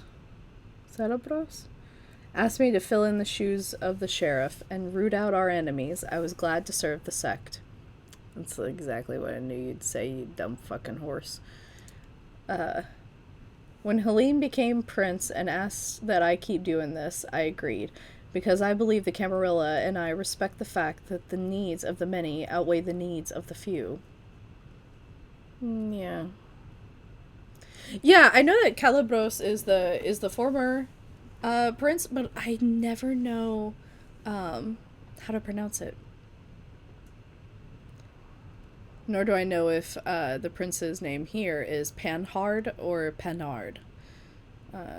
So, I'm just going with my pronunciations, fuck it. He picks up the sword and turns to the stairs. If more Kindred understood that, my job would be much duller, though. On that note, I wish you a good night. And watch yourself. You've messed up my batting average, so I'll be sure to keep a close eye on you. What is with him and baseball? You would think for someone so obsessed with baseball, he would go for the Yankees. With that final threat, he leaves the gallery. It's right about when Sophie also ends her conversation and walks over to you. Interesting evening, wasn't it? Come, Gregory's waiting downstairs. She seems preoccupied with something, and not in a talkative mood. It's an awkward ride back to the city. This time, you arrive at another building, just 2 streets across from your apartment. She brings you upstairs, though, through a very nice lobby and a luxurious-looking hall into her domain.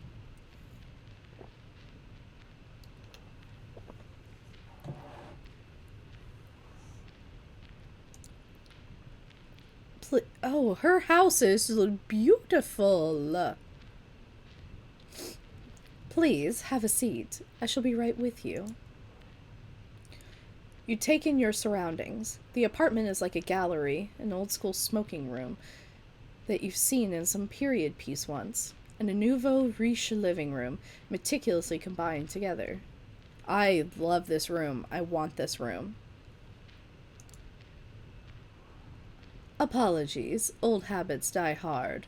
Clearly some stick with you, even after your death. Oh, she has a cigarette now. She drags on her cigarette and breathes it out. Breathes? How is she doing that? Can you do that? Oh, yes. You might not know. It takes some practice, but you can keep smoking if you like. Other things, too. Experiment. You might surprise yourself. I did not bring you here to show off. This is where I rest these nights. That door in the back?